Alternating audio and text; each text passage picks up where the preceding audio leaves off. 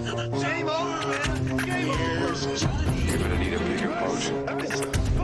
So serious. I am Iron Man. This is a tasty burger. Welcome to the InSession Film Podcast. Welcome to episode 598 for August 19th, 2024, and I'm Gena Rowlands. And I'm Brendan Cassidy. Hey, thanks for joining us, everybody, for what is going to be a hell of a stretch for us over the next 3 weeks. It is going to be wild. Talk about a 0 hour prep right here. Yeah, exactly. We're at the 0 hour. It's begun. It is going to be a ton of fun. This has been 10 years in the making. I like how you did a little bit of a rhyme there. You rhymed a little bit there. It's which I don't know if that was intentional. That was really clever there. Yeah. But we'll say that it was intentional. I absolutely did that on purpose. It has begun. It's going to be a ton of fun. All right, Dr. Seuss, here we go. Exactly. We are, of course, on this episode talking about our top 5 scenes of the 2000s. Now, if you are new to the show, you might be asking, why are you guys doing this? And that is a great question. So every single year, Brendan and I do these yearly retrospectives. And because we've been doing this for 10 years in a real-time sense, we, of course, have covered all of these movies since 2013. And we wanted to do something to, I guess, similar to catching up with films in real time. We wanted to go back in time and look at different years and the movies that had come out. So we started doing these yearly retrospectives, and we started counting backwards. Yeah. Starting with 2010, 2009. I think it was remember the first one. It may honestly, I don't even remember at this point. It may have been 2010 because I do remember us giving movies from that year a bit of a heavier look. But I know we certainly had one for 2009 backward. I know we definitely had it for there. I just don't know if 2009 was the starting point. That's how you know we're old, when we can't remember our own history. Yeah, I know. We've been doing this for such a long time. It might have been 2009 because I think we did an episode where 2010 to 2012 was kind of its own conversation, since it was part of the decade that we were doing in real time and somewhat catching up to that decade. That would make sense. And then, of course, when we got to the end of 2019, we did a best of the decade for the 2010s. Yeah. So I believe that's how it ended up coming together. So that way we kept the 2010s together, and then we started counting backwards, starting with 2009. And over the years, we've now reached to the year 2000. Yeah. Which is happening next week. This is a little bit out of order. We're actually doing the retrospective for 2000 next week. And then on episode 600, we are doing our best of the decade awards for the 2000s. It's not confusing at all. Confusing. And if because when you look at that trajectory, you would think, okay, that would make sense. We're going backwards. If we did a retrospective for the year 2009, then next year we did one for 2008. The next year we did one for 2007 onward. Yeah. But if you look at that trajectory, you might find, wait a minute, they randomly did a retrospective for 2014 in there, which we actually did, but that was for a very different reason, disconnected from this official series. But you're right. We did do a best of the decade specifically for the 2010s. But now that we're finally rounding out the 2000s, we will be leading up to a best of the decade show for the 2000s, that being the year 2000 to 2009. Yes.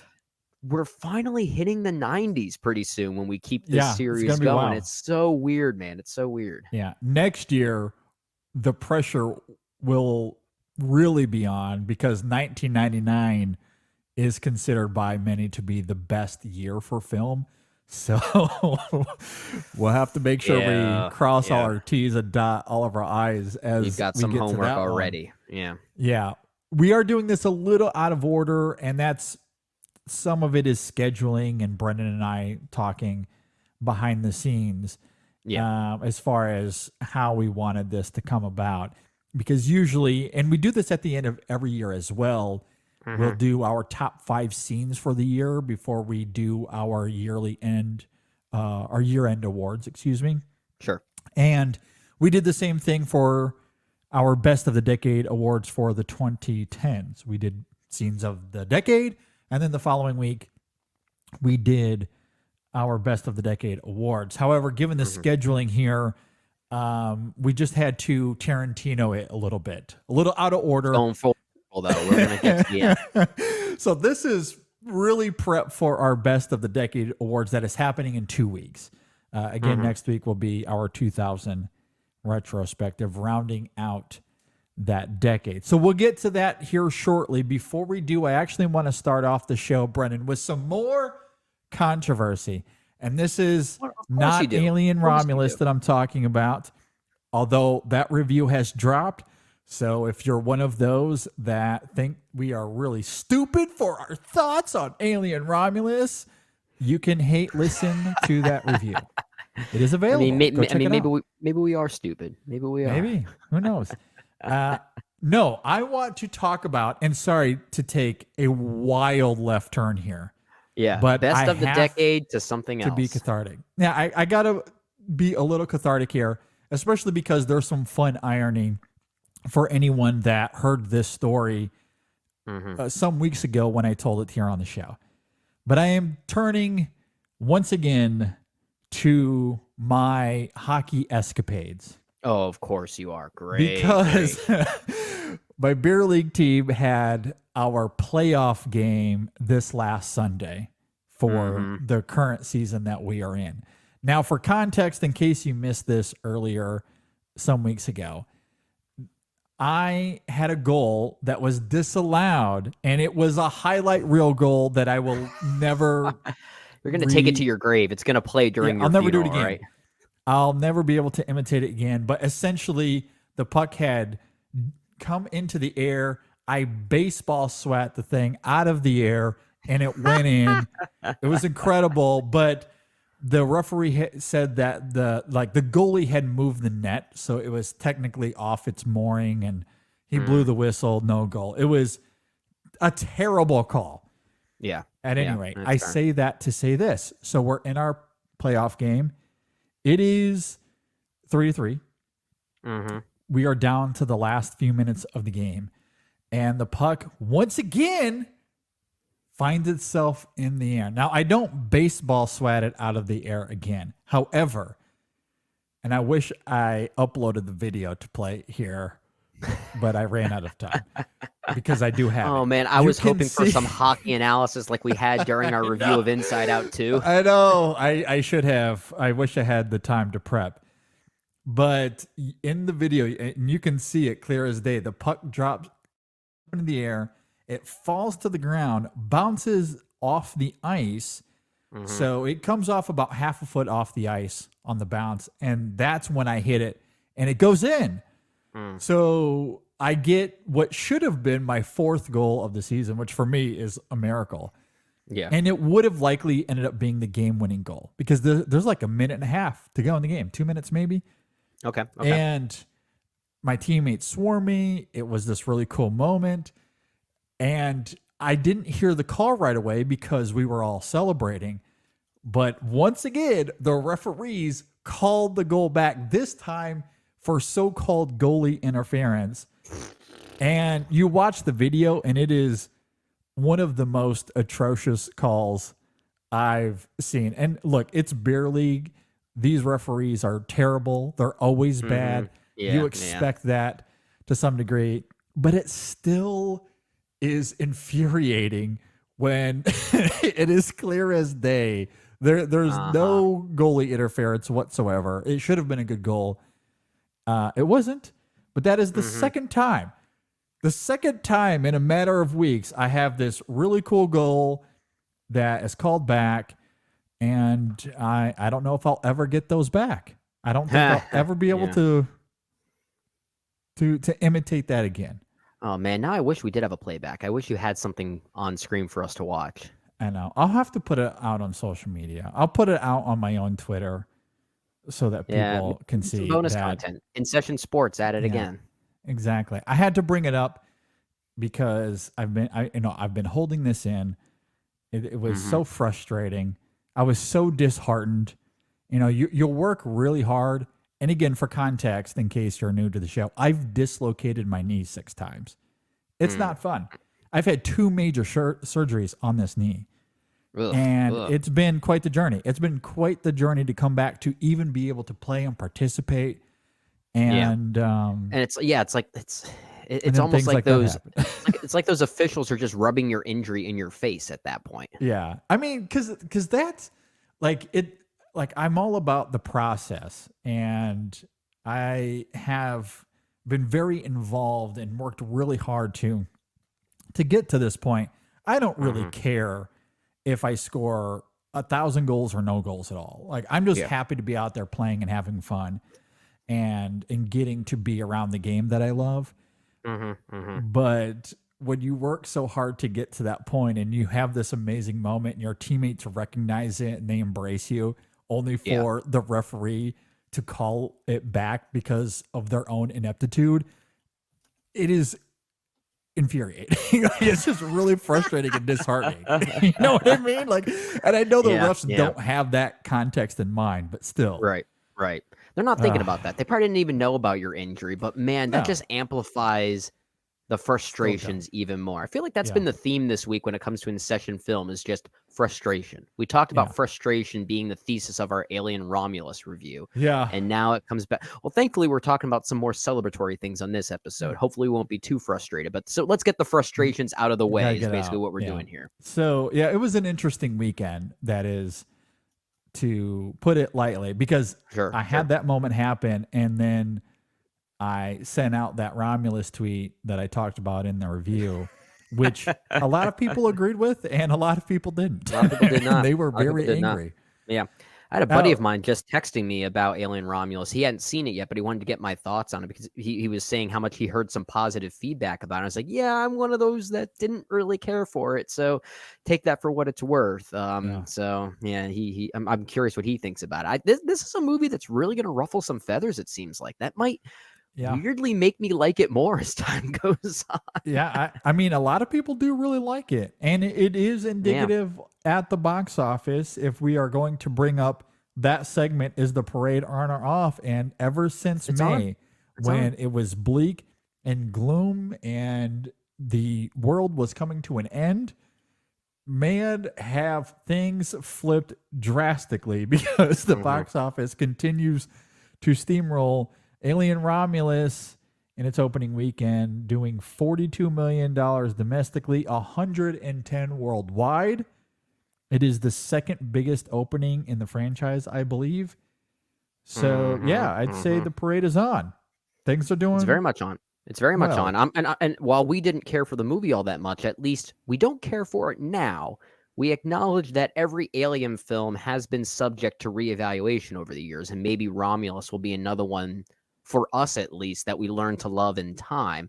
But we love to see a movie like this that's so practically made do well at the box office. Yes. Because this was budgeted very modestly. It was around 80 million, I think, which means worldwide it's already past its budget point, and that's just in its opening weekend.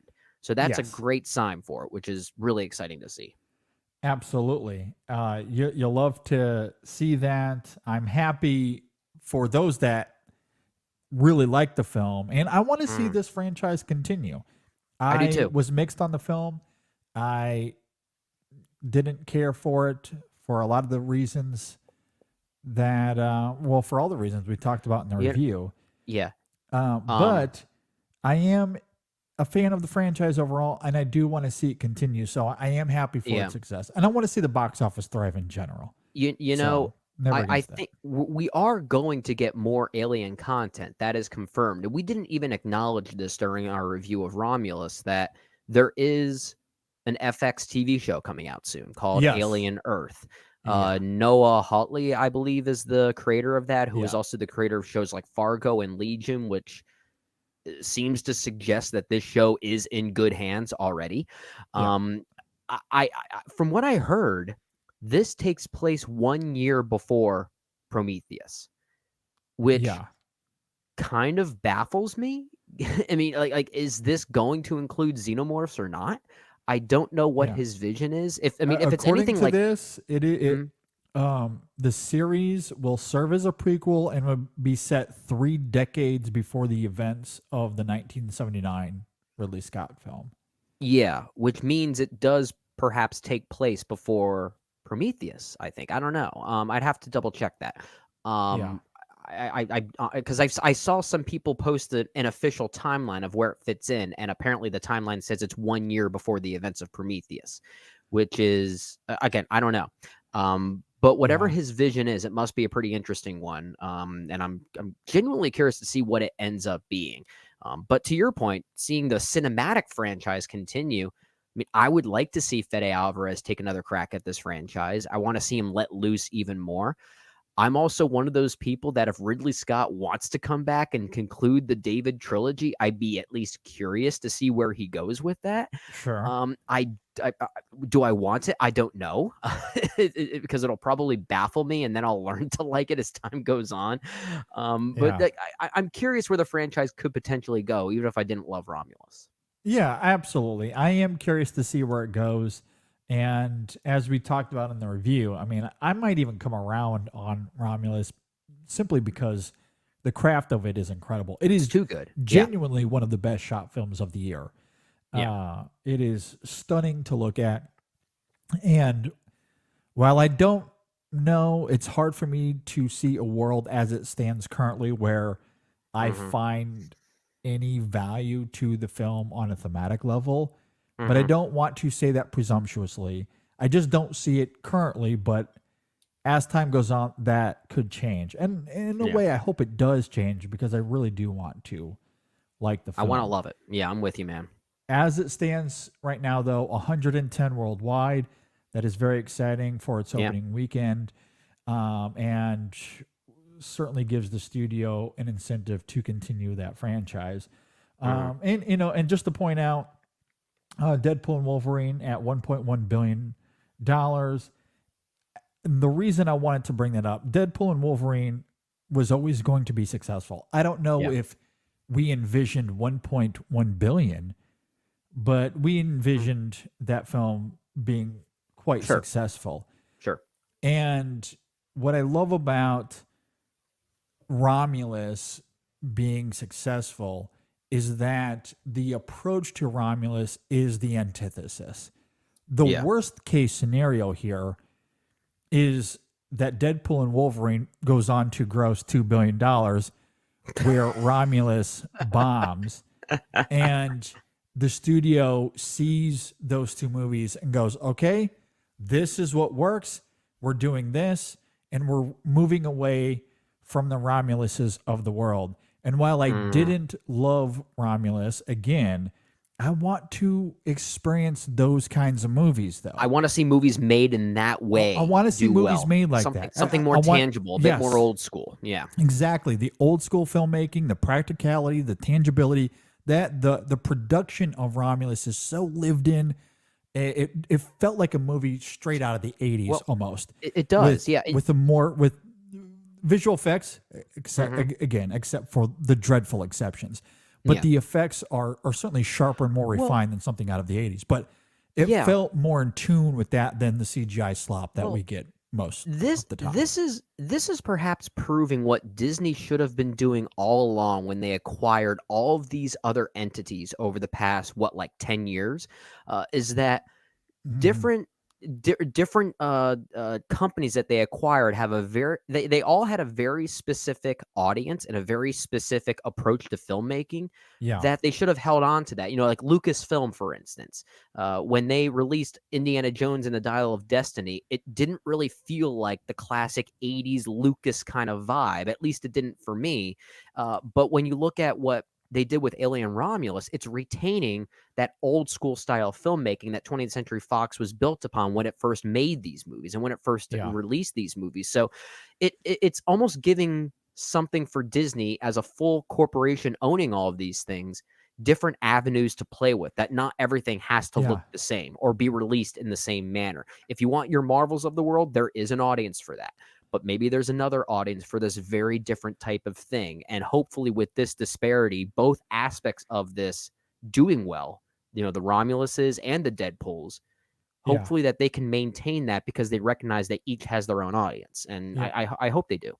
Yeah, absolutely. The only other thing that I hope for in this equation Mhm. that is distinctive from Romulus and Deadpool and Wolverine is something completely original Mhm. that is made in the vein of Romulus that is also successful. Yeah. Because with both of these examples, we're talking about long historic franchises that have been around for a long time. So there's, of course, a built-in fan base. We know the There is. studios want that IP. That's true. Hopefully, there's something original that can come along and be just as successful to create an incentive Yeah. for the studios to make more of those as well. Because as much as I love Romulus, as much as I love Dune, again, there's something that's built in there. There's We an s- IP there. Yeah. Yeah. And if there was one of these corporations that Disney bought that maybe could specialize in new and interesting maybe franchise starters, I feel like the one should have been Lucasfilm, because that's what they used to do back in the day. That was kind of their Yeah. ethos. Lucasfilm is not just Star Wars and Indiana Jones. I mean, that's why Disney purchased them. But they were the ones that basically gave really hot filmmakers outlets to do some new and creative things Yeah. in a big blockbuster space. So Sure. maybe that's the place for them to branch away from not just Star Wars and now concluding Indiana Jones. Let's see some creative things. Let's see them branch out and do some neat things. And maybe that's the place for it. Yeah, I completely agree. And I would love to see more of that for sure. Yeah, I'm with you. I mean, I don't know if Lucasfilm will be that studio because Disney Yeah. only wants IP, but who knows? They like their wars in the stars. Yeah, I mean, maybe there's someone out there that's willing to champion and take those kinds of risks. But maybe that's Yeah. where we have to lean on the A24s and the Neons of the world, where Mhm. we can still get some of that originality. But those films, or those studios rather, or distributors, they're never going to have the kind of resources to have a film that's going to make $1 bajillion, which is Yeah. why the A24 and everything, everywhere all at once, like that Mhm. is a very unique set of circumstances that did make a lot of money. Hopefully there's more of those in the canon, but Mhm. Mhm. most of the time their movies aren't built Well, for those kind of they're not. legs. But they have said they want to start getting into bigger budget That's true. movies. They did say so that. They did say that. So, maybe that's where they could start making franchises. I mean, they already have a sequel coming out for Talk to Me. So That's they're true. at least maybe starting to investigate that. So maybe it's the Neons and the Yeah. A24s that are on this upward trajectory to be the new quote unquote smart blockbusters, if you will.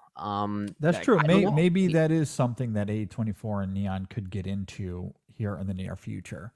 Mhm. And I'm just spitballing here because I don't Yeah. know. Like, I don't see a world, at least in the near future, where the major studios are trying taking to that create chance. new franchises. They are taking Yeah. risk and making something bold and new.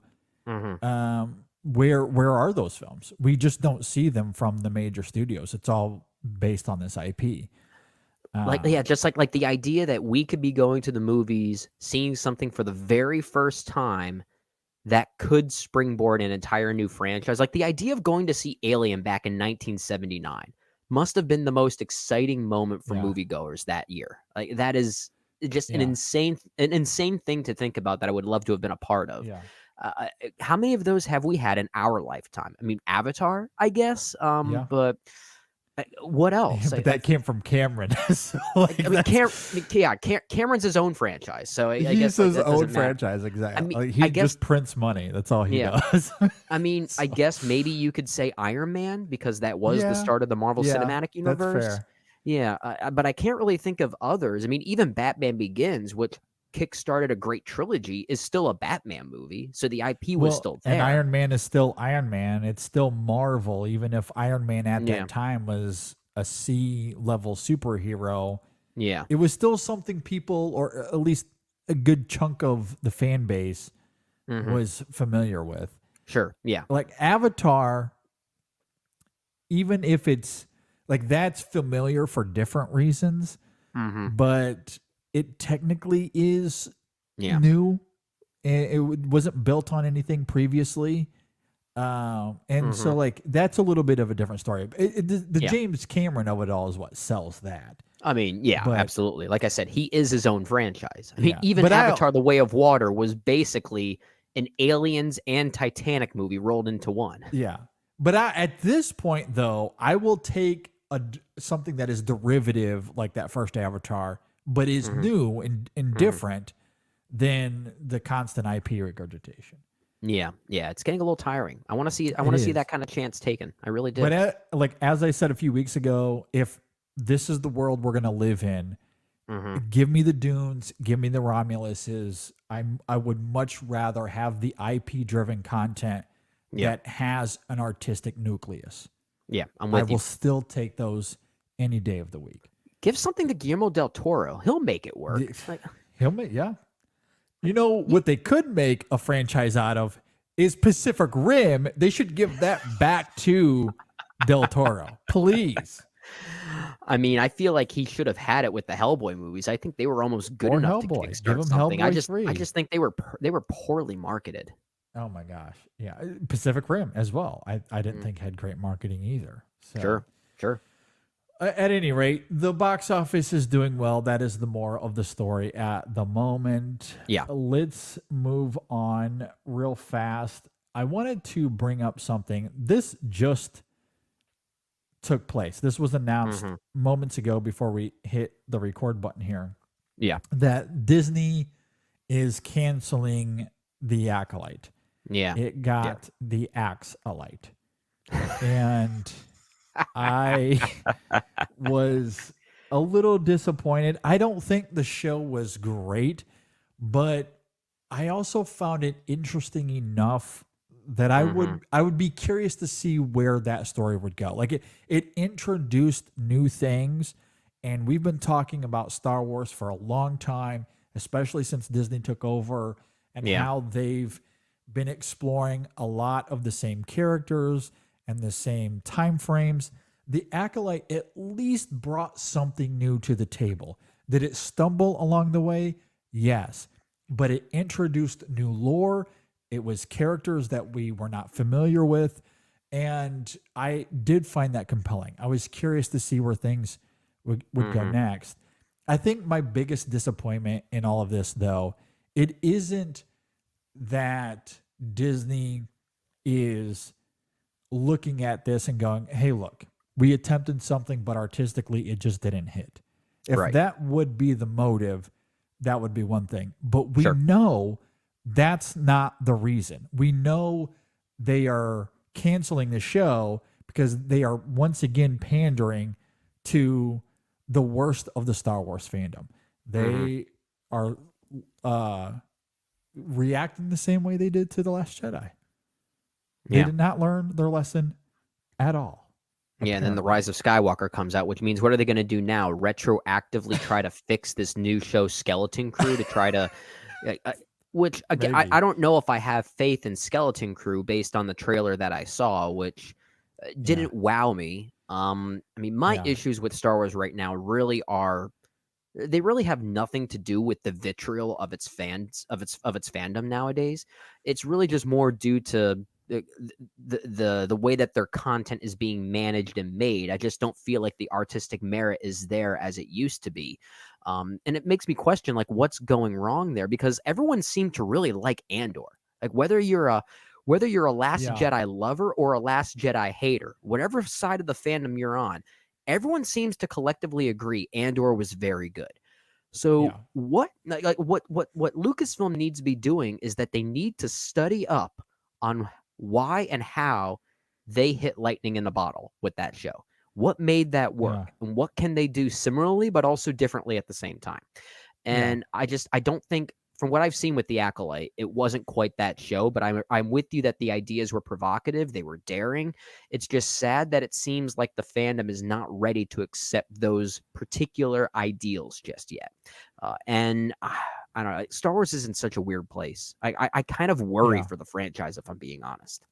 Well, I think a big part of the problem here, and this just isn't Star Wars, this is also a Marvel problem. The format is not well structured. The at all. episodic format, The 6 episodes, or in the case of The Acolyte, the 8 episode seasons, or the structure of just the 6 to 8 episodes, it just isn't effective.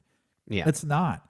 You either need to prolong the episode lengths, instead of 30 minutes, maybe make them an hour, or you have more episodes, or you turn them into full feature-length movies.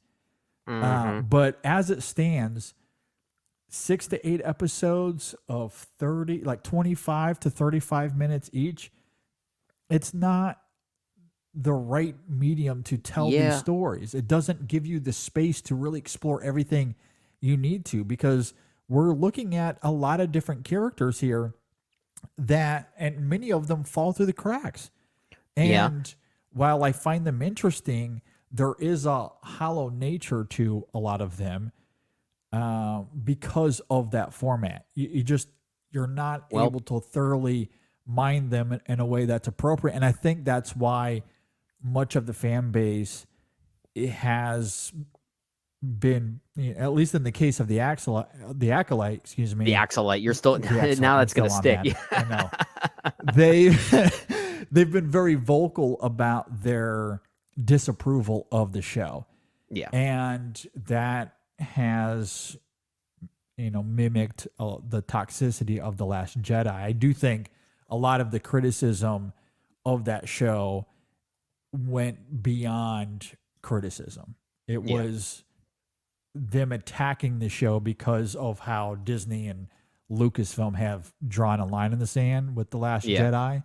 Yeah. And now they're taking their anger out on this show in ways that I don't think are appropriate. It is a flawed show. It is there are criticisms to be lofted at the show that have merit, absolutely. And that's a conversation we're all willing to have. But when you go beyond that and you're just nitpicking because you want, you're looking for clicks, that's where it gets crazy. But that's been a lot of the conversation around The Acolyte, and Disney pandering to that is where the vitriol does bother me, because Disney, they're not willing to stick with their convictions at all. And I don't know, maybe to your point though, Brendan, if they just made a really good show, maybe they do avoid all of this. You're talking about the episodic format for these shows. Going back to the show that did work, what else did that show do? It sort of bucked the trend of that episode format. It actually it followed a very different format, a very unique format. And I think that's what Star Wars needs to do. It doesn't just need to feel alien in its world building and storytelling. It needs to feel alien in how it chooses to tell its stories. I mean, Star Wars as a movie, as a franchise, was always very episodic. It was driven by chapters in a way. And then the standalone films kind of had their own side quest like nature to them, which I understand the intent, but the TV show like format that they're gravitating towards just feels too earthly. It feels too basic for how alien I think this franchise is supposed to feel, and I think it's sadly getting away from that. But I think that's why Andor worked, because it actually had a weird form of storytelling that made it all the more compelling outside of just the fact that it was a good show. So like that one did take some risks. And Andor was not 6 episodes, not 8 episodes, but 12 episodes that were 40 minutes to an hour. Yeah, around that time. But even so, it was also like the first 3 episodes almost felt like their own mini trilogy. The second 3 episodes was like its own mini trilogy there. Like they almost had these like weird bookmarks sort of inadvertently segmented in there, which I thought made it even more interesting. Like that was a really neat form of storytelling. It worked gloriously. I think it was really great. That is the formula they need to follow with these shows. Yeah. And if you're not able to fill that out, well, good news. You can turn that into a movie. And it doesn't have to be a film you put into theaters. If you want it for Disney Plus, hey, you can do that. You can do that. You can do that. I don't know if you know this, but you own the platform. You can definitely do that. That's what we talked about offline quite a bit already, you and I, that a show like Obi-Wan, the Obi-Wan Kenobi show, the biggest problem with that show was that it was, 6 or 7 episodes, I think it was. That should have been a movie. That had enough material to just make a compelling 2-hour experience. It should have just been a Disney Plus special. And it was McGregor coming back as that beloved character. Yeah. You cannot tell me. Now, some of this might be timing because did it come out during the pandemic? I'm not sure. I can't remember. It may have. I'll have to double check that. If not for the pandemic, although production was after the fact, I'd have to look it up. Oh, in 2022. Okay, yeah, because what I was going to say is surely if you put that in the theaters, it's going to make money.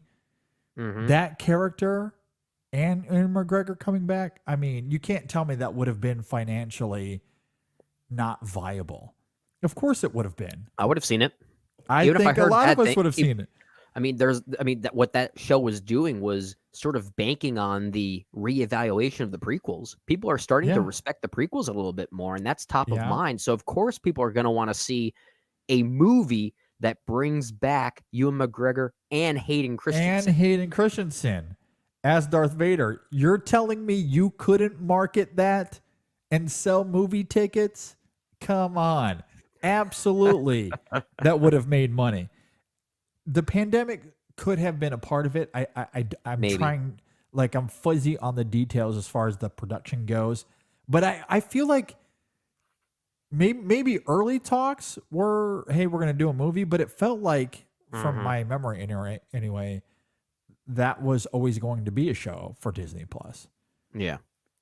Yeah, I think it was. Because I remember when they were at, was it D23 in London or something like that? They made the announcement of Ewan McGregor coming back, and Kathleen Kennedy brought Ewan McGregor out on stage, and everyone knew what was coming, but it was still exciting to see him there, out of the horse's mouth, confirming that he was coming back. That may have been around 2019 when that happened. I don't know. I really don't know. I don't remember the timeline anymore. Yeah. I also wonder, because remember when they announced, I believe in when was this? This was 2014 or so, whenever Star Wars bought Lucasfilm, and they announced that we're going to do a bunch of these spin-off films in addition to the new trilogy that would, of course, begin with The Force Awakens in 2015. Yeah, maybe they were talking about Obi-Wan then. Yeah. Yeah, I wonder if that's when it was originally planned, because they wanted to do saga film, spin-off film. Saga film, spin-off film. That was the plan. And initially it started off well because The Force Awakens killed, Rogue One killed, The Last Jedi comes out, does well, and then Han Solo just bombs. failed. Yeah. They're like, nope, we're done here. Did it ever occur to them that the maybe Obi-Wan movie? Do you think it shouldn't have occurred to Disney that maybe no one just wanted a Han Solo movie, and that was simply it? But that probably is what killed the Kenobi movie, because they thought, hey, look, Han Solo is maybe the most popular character. If that doesn't work, Kenobi's not going to work. But that's such a silly argument, because you're not probably recasting. what they were thinking. But you're not recasting Obi-Wan technically. Yeah, you're not. And like you said, you're bringing Hayden Christensen back as Darth Vader. You can sell that. Solo you're bringing back new actors in these iconic roles. I could see how that is a much tougher sell. It's a different sell. It really Also, is. the movie went through production hell. They had to fire the directors. They had to reshoot a bunch of stuff. After like 90% of it was already made or something. Yeah, like they had to redo so much of that movie that film was always going to suffer as a result of, the process of making it. That doesn't guarantee that Kenobi would be a failure. Right. It doesn't. Some of this is hindsight, but it feels like a myopic choice. It's once again Disney jumping the gun and going to drastic conclusions before they have all the proper evidence to support it. Yeah. Yeah. At I don't any know. rate. I don't know what goes on over there. The corporate overlording must be very pressurizing, especially for those that work underneath them. And I do have it here that McGregor entered negotiations to star in a series for Disney Plus centered on Obi-Wan in August of 2019. So that would have been pre the pandemic. So once Lucasfilm and Disney decided to move away from the spin-off films, then it became a TV show. I think it was always going to be a TV show for Disney Plus. Well, I do wonder what would have happened if the pandemic obviously didn't happen. Of course, if the pandemic didn't happen, we wouldn't have had the tragedy that we had to deal with. Yeah. Many lives would not have been lost. That is obviously the biggest thing that would have happened more positively if that didn't happen. But looking at it from an artistic standpoint, from a corporate cinematic standpoint, I feel like a lot of these shows that both Marvel and Star Wars are putting out, even the content itself would have seemed different had the pandemic not happened. Because it changed the production mentality when something like that happens. And I do wonder how all of this would have fared had a terrible event like that not happened. I do wonder about that. Yeah, I very much do agree. I think so much about the business would have changed. I mean, I think about how Disney Pixar's Luca would be a $1 billion movie. that right? would have made $1 billion for sure. Yeah. What it did the most is how it sped up the on-demand salivation that audiences crave now. I think that's, and we've talked about that before, the idea of how streaming is, like people are willing to wait for these movies to come out on streaming and on demand. Yeah. And so much of we were heading in that direction anyway, just sped everything up by you're right. Basically the pandemic was like a time machine. Yeah. Yeah. Before we get to the top 5, I do want to move on to that, but we do need to quickly talk about Gena Rowlands, who unfortunately passed away last week at the age of 94. Yeah, lived Pretty a wild. long Pretty life, crazy. very long Lived a life. long One of our best actresses, absolutely. Yeah. I know a lot of people would cite her performance in A Woman Under the Influence. Yes. Probably among the greatest actress performances of all time, if we're being honest. I think it is in that conversation, certainly one of the best. But she was absolutely wonderful. There was something so like weirdly, like even though a performance like A Woman Under the Influence is very aggressive when it needs to be, there was always something so pleasant about her whenever I saw her on screen that I just felt so warm and kind of lovely. And maybe it's because my history with her was seeing her in a movie like The Notebook of all things, and I still think That she may would have have been my first interaction with her on screen, would have been that movie. The older I get, the more I realize that with a movie like The Notebook, it's her and James Garner. It's that stuff I like now, and the other stuff I don't care for. It's like it used to be the other way around when I was probably like 15, but now that I'm 34, going on 35. She's the best part of that movie, hands down. She's the best. She part is of that so movie. good in a movie like that doesn't necessarily require that kind of performance. Yeah, it's absolutely wonderful. No, I completely agree. That would have been my first time seeing her on screen, because I did not catch up with A Woman Under the Influence until I was in college, or maybe even some years after that. Same thing with Gloria as well. She's really great in both of those movies, obviously. But I agree with you. There's something about how the camera loved her that is hard to articulate. She demanded the screen. And it made for some mesmerizing imagery at times. And yeah, she's a legend, one of the best to ever do it for sure. And yeah, she'll be sorely missed. Love her work though, and I do hope to maybe revisit some of these films because me too.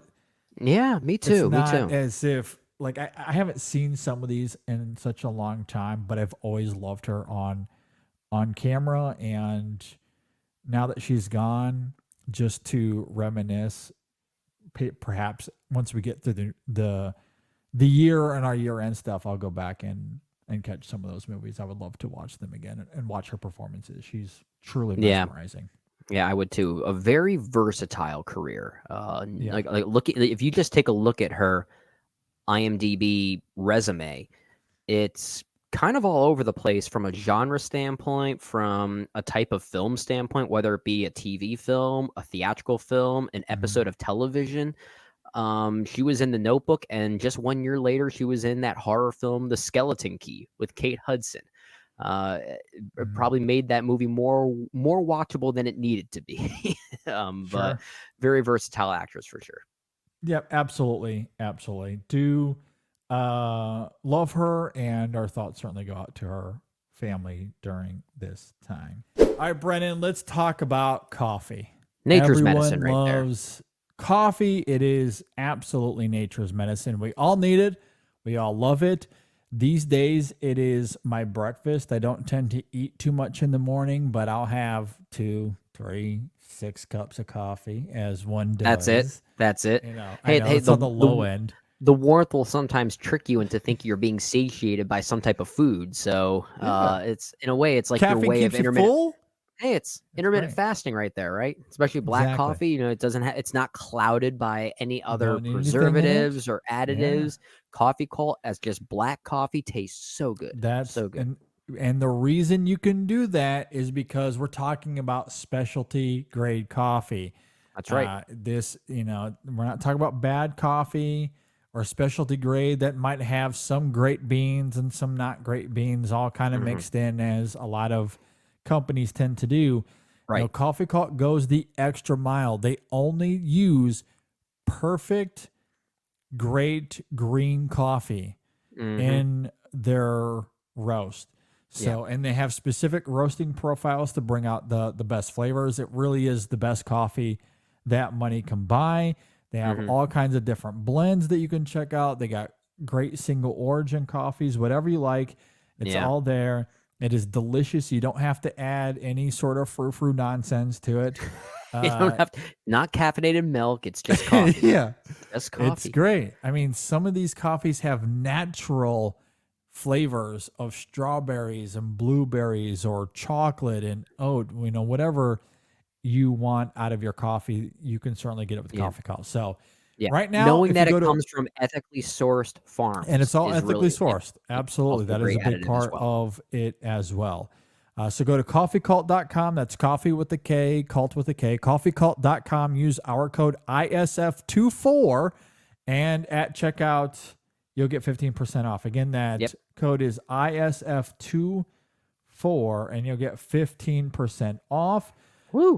Go check them out. That's coffeecult.com, and we thank them for their support. All right, Brennan, let's talk about audiobooks. I love a good audiobook. It is, these days anyway, mainly how I read my novels. For many, it's like a great podcast. Me, but it's like a great podcast, just it is. with, a story, with a narrative. A story. Yeah. And Audible is great because they have a bajillion titles. They have so many titles. It's overwhelming. For you to choose from. It's a great problem to have, really. Yeah, whether you want something supernatural or fantasy, maybe you want something practical like learning a new language or marketing or business, whatever it is, they have a ton of books on there that you can check out for iPhone and Android and everything in between. It's fantastic. Last year I went through don't tell anyone, but I went through all of the Harry Potter books. Yeah, that was a fun exercise for you, wasn't it? It was extremely fun. Again, don't tell anyone.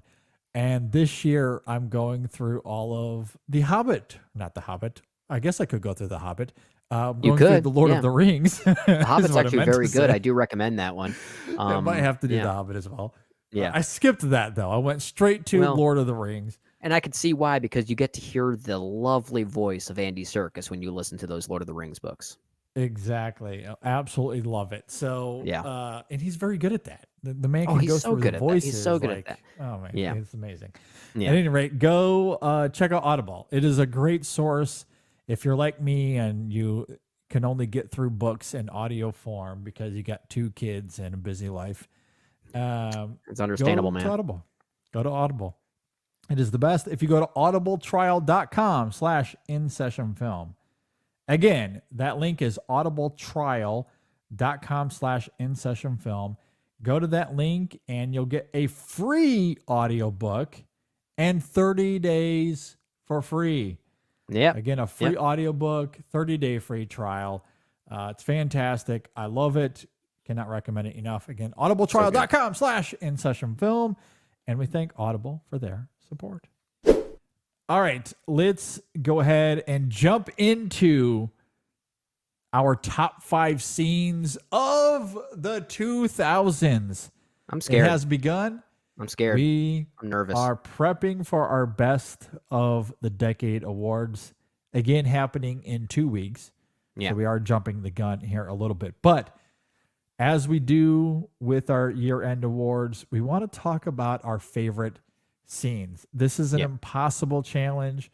It is simply on a yearly basis. Coming up with 5 scenes that define a year in film is impossible, let alone an entire decade. But that is the fun of it. That is the fun of this exercise. Oh, So- gosh. If we have some crossover here, I'm going to laugh. And I'm kind of wondering if we do. There are I 2 think so. scenes on my list that would not shock me at all if they're on yours. I don't know if they are, but I would not be surprised. There's at least one that I think we definitely both have on Okay. our lists. Assuming that we're going about this in the same way, because you and I usually have very different criteria when we pick these kinds of lists, but I think for the first time we're in lockstep. We're thinking about Okay. this in the same way. Well, that's what I wanted to ask you. Okay. What criteria you used. I know when we did Best of the Decade for the 2010s, you wanted to avoid films that landed in your top 10 Yeah. for that decade. But you're going a different route this time around. Yeah, I'm just going, what are my favorite scenes of the entire decade? I'm just going as Okay. truthfully as possible, because you're right. In the past, I would normally try to avoid films that may have landed on my actual top 10 just to add some versatility here. Yeah. And another thing I may have done, I don't know if I did this back on that list, but I've done something like this before where I would try to pick maybe one film from each year. So that way I have different Okay. years represented. And I'm not Yeah. doing that either. I have at least Okay. 2 films in this 5 that did come out from the same year. Okay. So I'm really just keeping it as broad as possible. Basically, what scenes do I most often go back to when I think about my favorite moments in film from this decade? What ones do I consistently think about? Which ones do I constantly feel the urge to go back and rewatch, whether in a vacuum, or how does it maybe represent my love for the film as a whole? And then in relation to that, how does it then make me feel about the film in relation to all of these other films in comparison, and why it's one of the Sure. best films of the decade? So it's really looking at it in that broad way. And I feel like you're in a similar boat as far as how you're choosing Yes. to look at this list. Yep. That's how I chose to tackle my list for the 2010s. I wanted it to be as pure as possible. So I went with the 5 scenes that I thought best represented that decade, that I thought were the very best that cinema had to offer during the 2010s. And I did the same thing here for the 2000s. These are the 5 scenes that I think best exemplify what cinema had to offer during those 10 years. You know, I will say then, maybe if there is a slight difference in our respective criteria here, I'm looking at it maybe more in a sense like, what are the scenes that maybe move me in a particular way? As far like some of these are certainly going to be great examples of scenes that define the decade. But there are some here that are going to be very much Brendan picks, and you will Yeah. notice that. But there'll be a mix of both of them. Absolutely. And I didn't disqualify scenes that moved me personally in some sort of deep or profound way. That was very much the case with my 2010s picks. I don't know Okay. if I see it as mutually exclusive. I hope I didn't articulate it that way. I'm not trying to No, I just wanted divide to talk about it in a subjectivity different way. versus Yeah, objectivity. that's fair. I am very much moved by all of these scenes in some way, shape, or form. So yeah, I mean, my subjective feelings for these films, like I think I fall under the spell of these scenes because they are so well crafted and so well performed, and again exemplify the best that cinema has to offer. That's why we go to the movies. We want to be moved. That is why we go to the movies. That's We why we like go. to be moved. We like cinema. We like art. We like movies are good. Movies are good. That's the thesis here. Absolutely. So I came into this with the same criteria as I did for the 2010s. These are my 5 favorite scenes of the decade. What I would argue is the 5 best. Although there are countless, dozens of other scenes I could certainly bring up here, and I'm sure we'll get to many of them. Our And honorable mentions. That'll be the longest portion of this show, I think. Most likely. Absolutely. Okay, with that laid out, Brendan, are you ready to jump into this list? No. Okay. Well, we're here. I Let's jump admittedly in. put this list together, finalized it, maybe like 6 hours ago as we're recording this.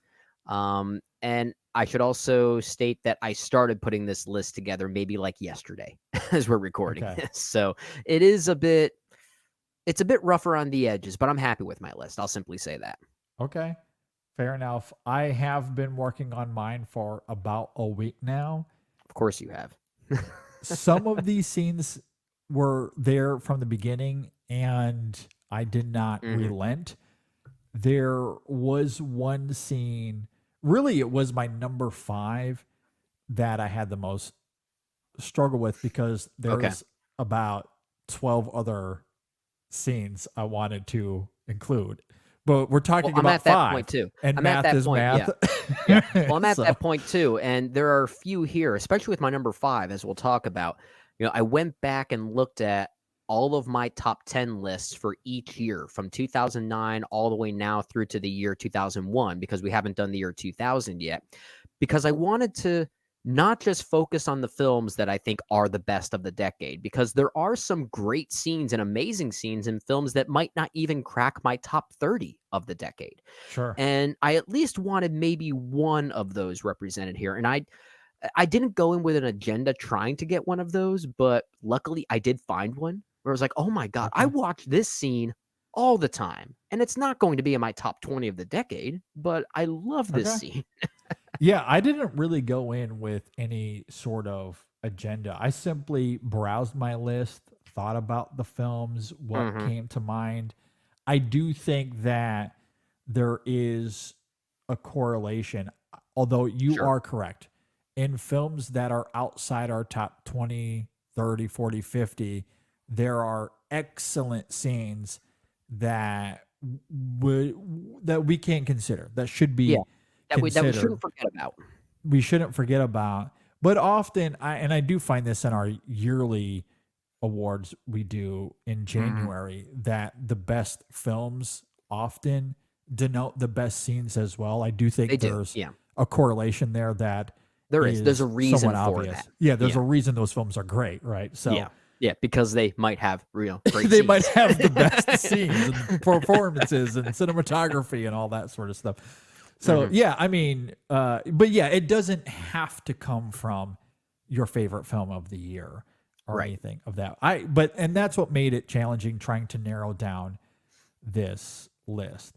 But yeah, and like you, I did not try to divvy up by year or anything of that sort.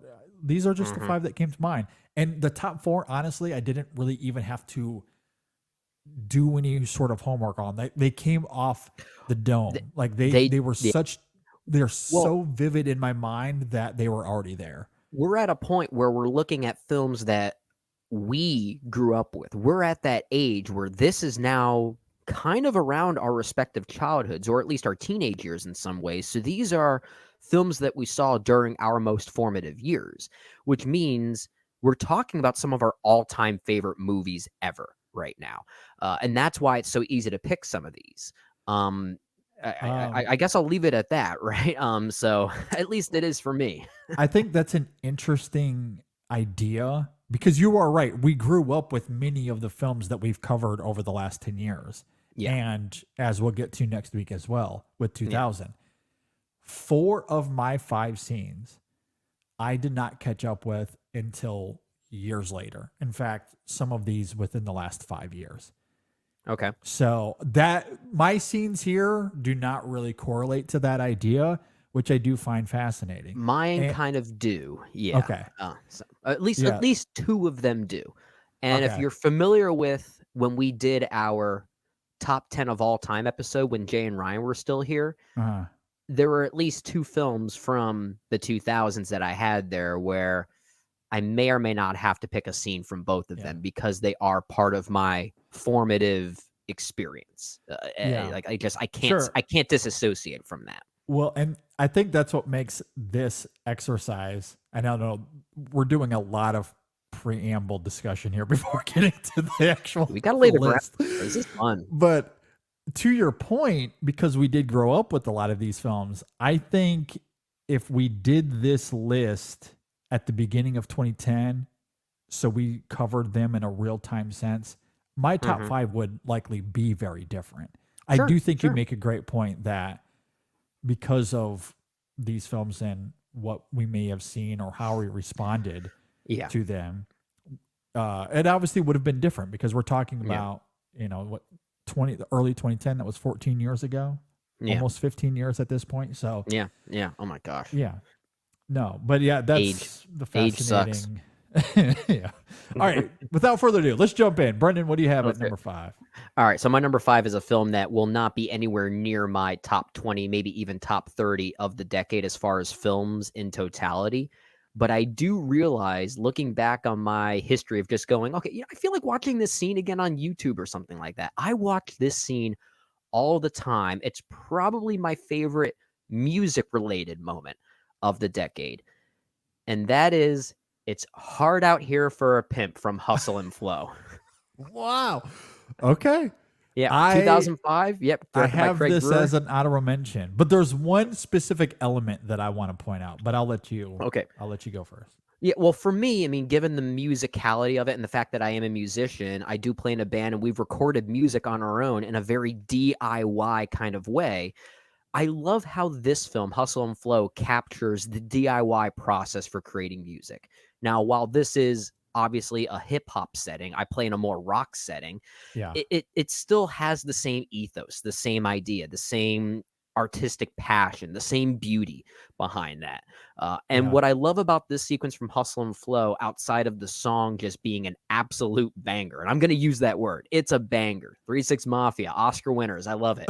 Crazy. That would never not blow my mind. I know. Well, there's 2 things about this scene as a scene that I do love, and one of them I think you're going to highlight. The first one being, I love how it constantly gets interrupted before we actually get to the performance, and we actually see Terrence Howard in this movie making a few subtle character changes, like giving up his pot in order to actually do this recording right, which will then make someone next door turn their music down. And then, of course, there's that great insert shot of Taraji P. Henson when you realize how great this song actually sounds and the production value of it. Yeah. I think that shot alone should have gotten her an Oscar nomination for Best Supporting Actress. I think it's that good. So all those factors, I think, make it a great scene. But this is why it's a Brendan pick. I gravitate towards the music creation process that it depicts, which I'm not saying it's right or wrong, but it gets the spirit right. And that's what I gravitate towards. Yeah, I could simply put the song creation process as we see it in its entirety of that film is an honorable mention for me. But sure. you noted it there. What specifically stands out for me as far as scenes of the year or moments of the year, it is the moment after Suge sings the hook for that song. Yeah. And initially we hear the raw, unfiltered version. They go outside for a brief moment as Key does his thing. They come back into the room. And as we begin to hear the produced, finished product, the camera lingers on Suge's face, and it is breathtaking. It is so, so good. But it Love also it. earns that moment, because if the song wasn't very good, it would then feel like the film is using a performance to try to convince you that the song is good. But the fact Yeah. that the song is also great just makes Yeah. that moment even sing louder, Oh, no for pun sure. intended. Like, I love that. It's working so simultaneously so with each good. other. Yeah. Yeah, that's a great moment. I do have that here as an honorable mention. I'm completely So good. with you. I We both absolutely had love that it. in our top 5 for 2005, I Yes. think. Yeah, I Yeah. think it was at number 4 for me for that year. I forget where So, it was yeah, for me, really good but stuff. that's a scene I go back to a lot. Yep. Do love it. For my number 5, I'm going to the world of Richard Linklater, his film Before Sunset. And I'm going with the cab ride scene. This is such an amazing film. I love Before Sunset. It was my favorite film of its year. One of my favorite films of the decade. Spoiler alert, will likely be on my list. It's in your 2 background weeks. right now. We're going to talk about it again. Yeah, it's right here.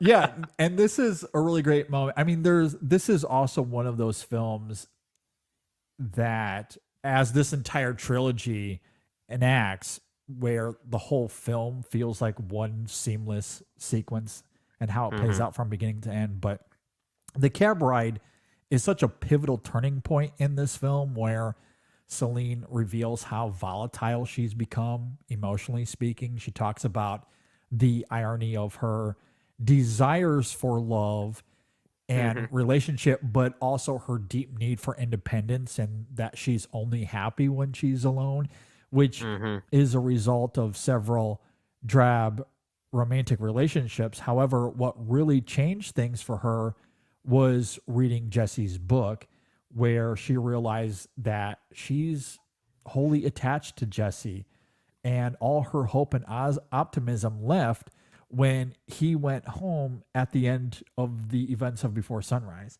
And similarly with Jesse, he reveals that his marriage is on the brink. He's only happy when he's with his son. He can't stop thinking about Celine either.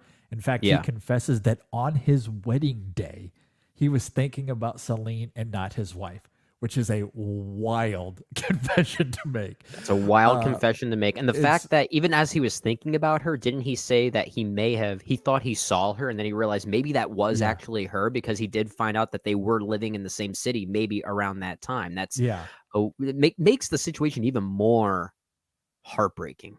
It really does. It's really great. The back and forth between those characters in this moment is Richard Linklater at his very best, because it is dramatically inviting, it is often quippy and funny, and it beautifully expresses how emotionally void these two characters are. They never healed from the heartache of never meeting again after 9 years. That one night was more than just a fleeting moment in time. It changed everything for the both of them. I just love how this scene, and certainly the film on the whole, but especially the scene, fully utilizes the beauty of Before Sunrise and everything that film offers to complement and create new complexity for these incredible characters. And of course, Ethan Hawke and Julie Delpy's performances are radiant. They chew on that dialogue impeccably. It's really great. I love this moment. I thought about trying to find a scene from Before Sunset to consider here, and all I could really do was list in my honorable mentions the whole movie. And that's perfectly fair. Yeah. Well, it's because, and you know this about me, JD. I've talked about this a lot when we talk about trying to pick scenes from movies. I often struggle with movies that actually feel like they're one continuous scene, It's things I love about movies. I actually love when a movie feels like that. Yeah. It's honestly the best form of editing you can compliment a movie with. But when you're trying to do a list of the best scenes of a particular year, decade, whatever, those are the kind of movies that it's hard for me to pick a scene from because everything's so interconnected. And in a way, before sunset, at a mere 80 some minutes, the whole movie feels like one scene. It really does. But the moment you highlighted is probably the one I would go for if I were forced to pick a particular segment from that movie that at least could, I don't want to say stand on its own, but I could go back and revisit and think about that as maybe the summation of the movie. And I love it for those reasons as well. I think it is the nucleus of that whole film. I Because would agree with prior that. to that sequence, there's a lot of small talk, catching up with some interesting moments of conflict. But that specific moment is where things turn quite drastically for that film. These two characters, again, the confessions they make that are raw and honest and come from a deep place of mourning. These two characters that are so attached to each other, even 9 years later, they want each other more than ever. And how that comes about, again, it's not always through these, again, wild confessions or having some sort of argument. Sometimes it's really quite funny. One of my favorite moments of that particular sequence is as Celine is pouring her heart out. I'm just not happy. I hate these relationships. Your book made me feel all these things. And she's going on. And Jesse's like, can I talk now? Like, he's just trying to get in a word. And it's so funny. That's what I love about these movies, all three of them, is that it gets into something that just what I love to see in romance movies that we don't see enough of. It's when the two people are actually kind of funny and they actually have a great sense of humor with each other. Yeah, that's great. something.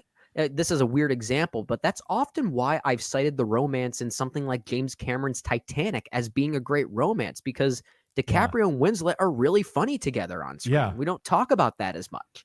But like humor is the basis of a great romance, I feel like. And these movies from Linklater really do tap into that.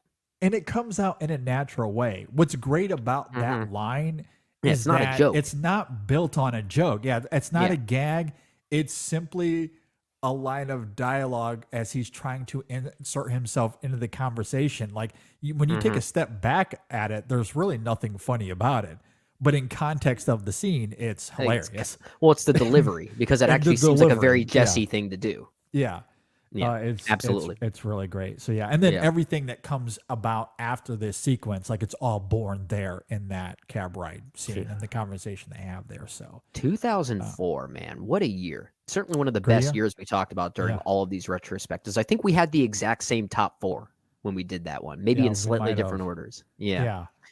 All right, what do you got for your next pick, number 4? So for number 4, I wanted to try and highlight a moment from a film that might be my favorite performance piece of the decade, or at least one of my favorite performances of the entire decade.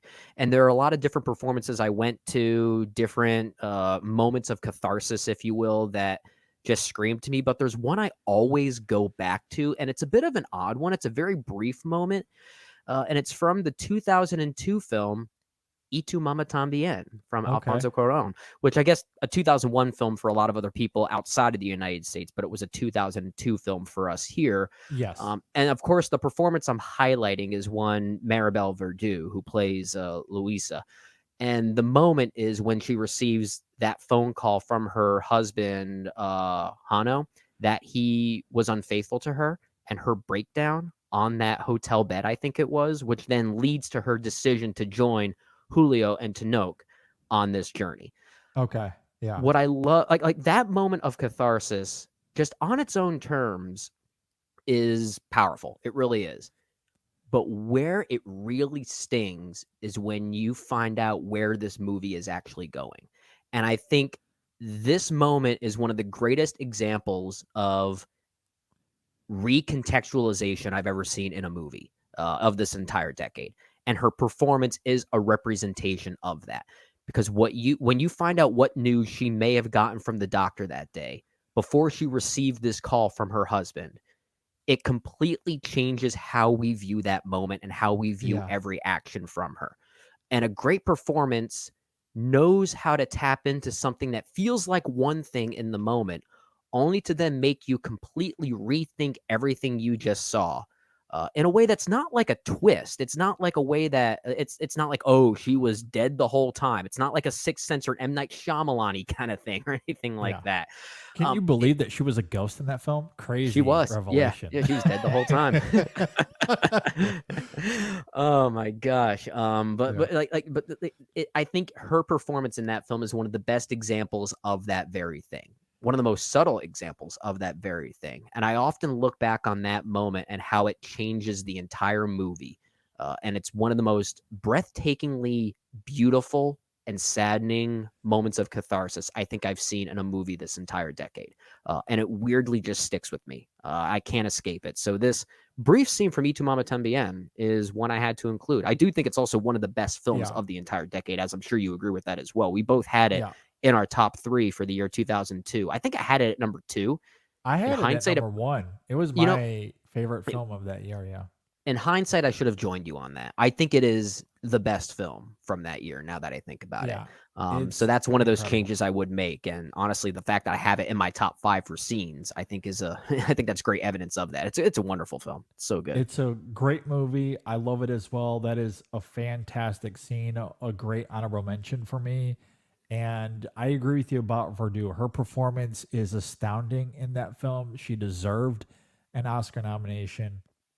And what she brings to that role, the pathos in it, the nuances at play, especially when the character is recontextualized as you're talking about. And it is heartbreaking. It is absolutely devastating. And she plays those notes with incredible precision that is really moving without being saccharine or sentimental or anything to those notes. That's not really Cuarón's style, but and it could have almost been that way in lesser director's hands, for sure, because her moment it's very cathartic, it's very extreme, it's very emotional. It's not a quiet moment, it's loud.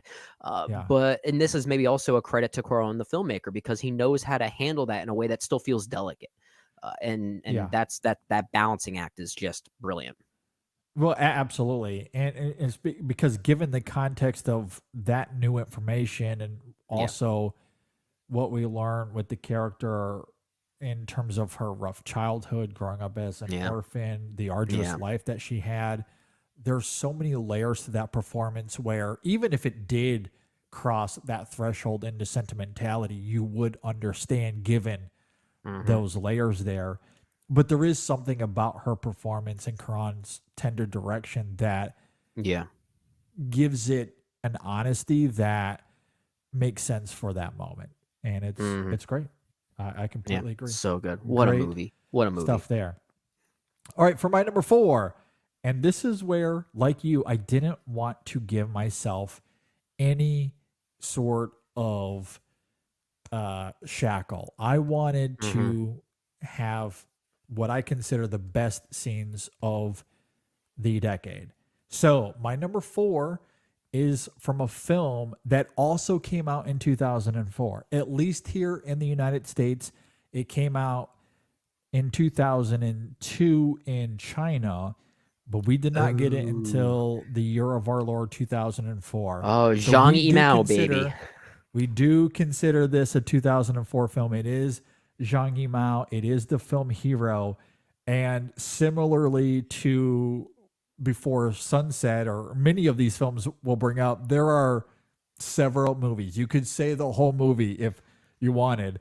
But I am going to go specifically with the lake sequence in Hero. Oh, God, that water fight. It is so breathtaking. I mean, this film is a visual poem. It is one of the most beautiful looking movies of all time.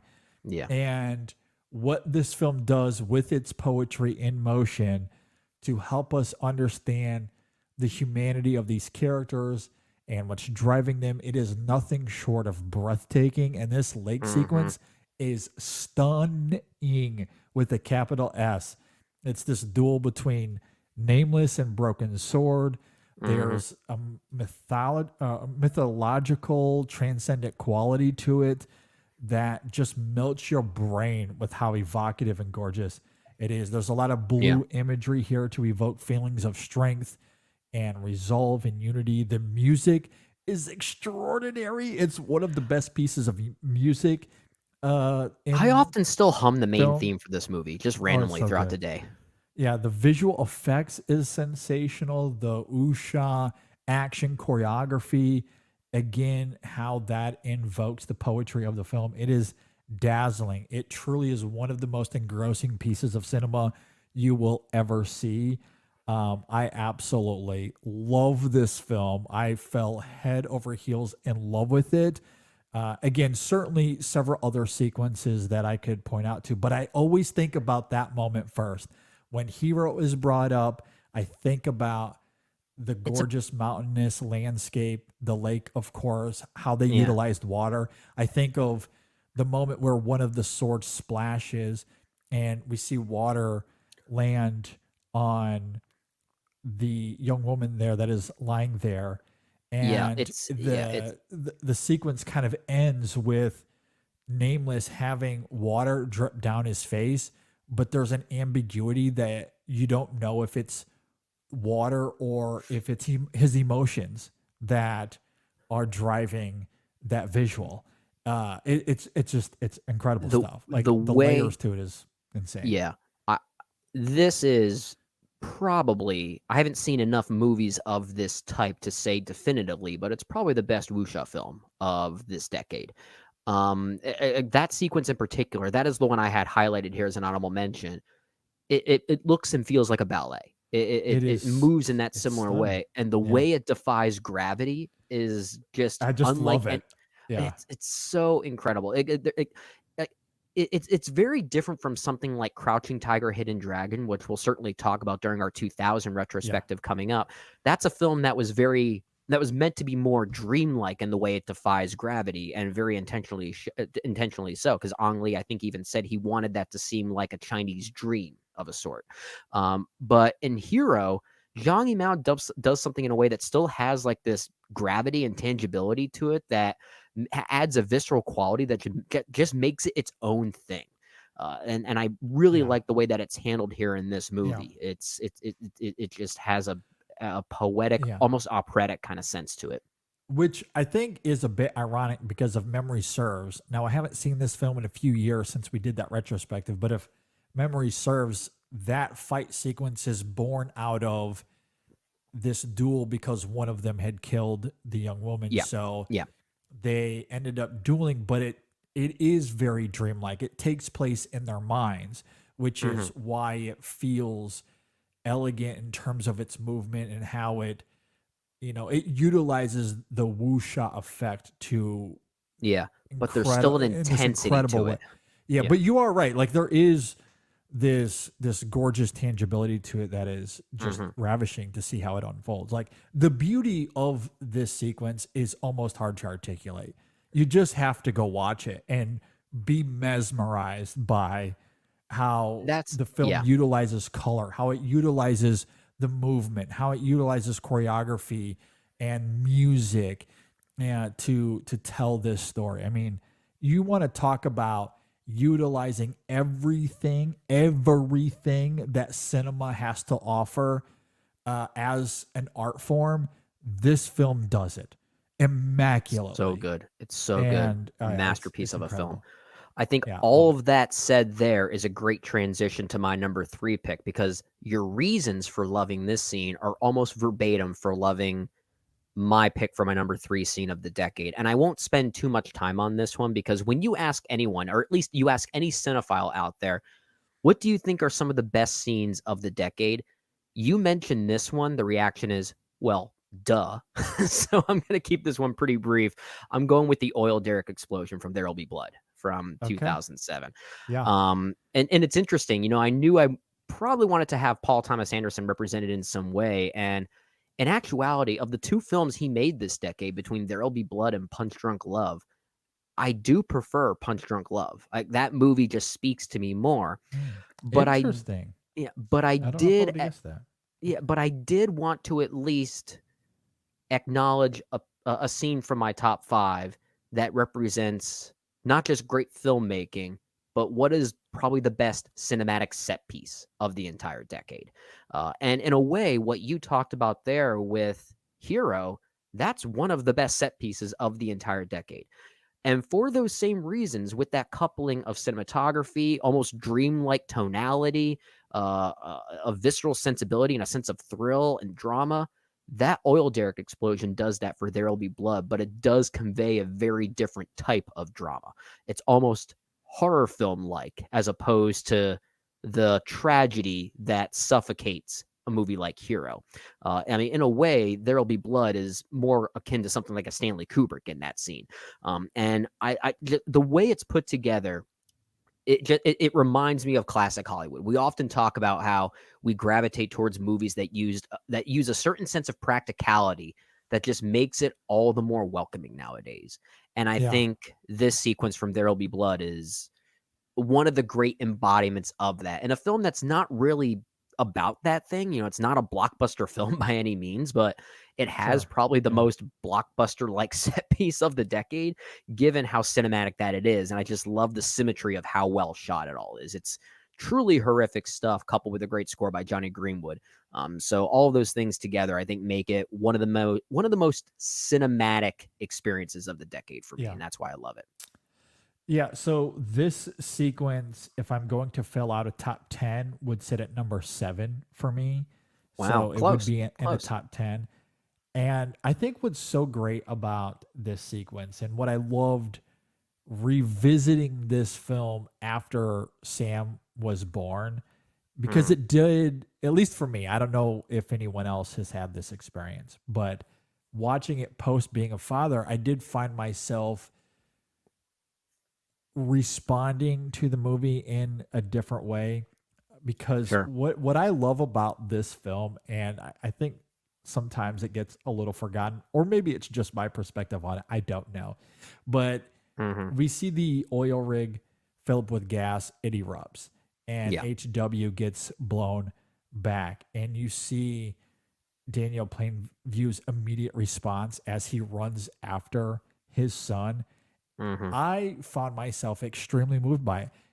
The moment where he picks him up and says, "You're safe now," there is so much authenticity to that moment that I think is truly moving.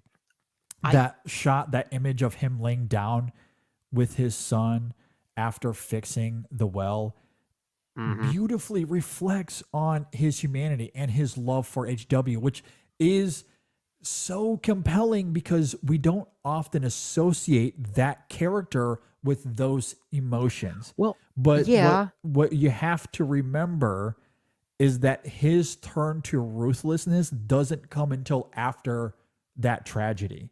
It's an emotional response, and in a weird way, it becomes a coping like a turning mechanism point for him. It's a turning point.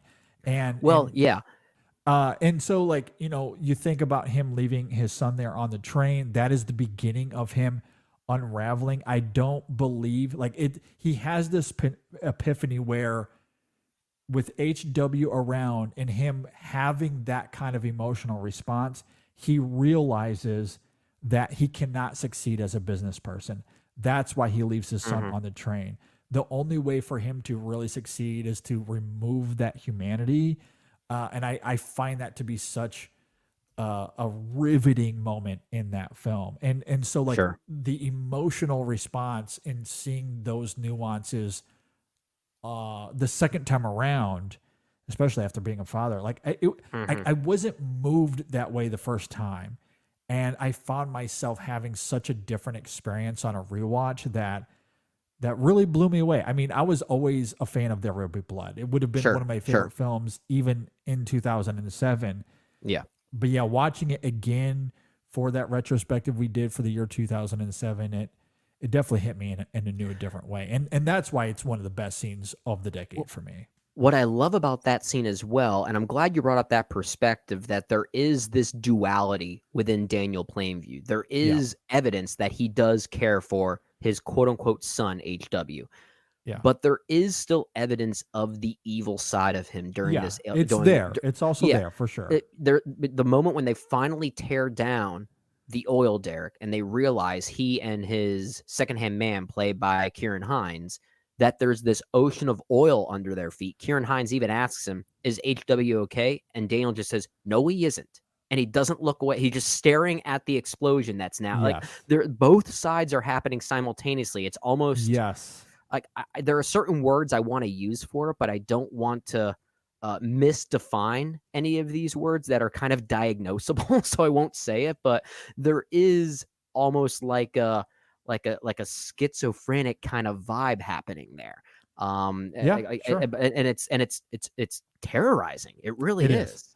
It really is horrifying. I agree. And while I was emphasizing the emotion of it, simply because I don't see that being talked about as much, I do echo everyone's sentiments on the way it's shot, the urgency of the moment. It is horrific. The score, as you talked about as well, Daniel Day-Lewis's performance is striking, of course.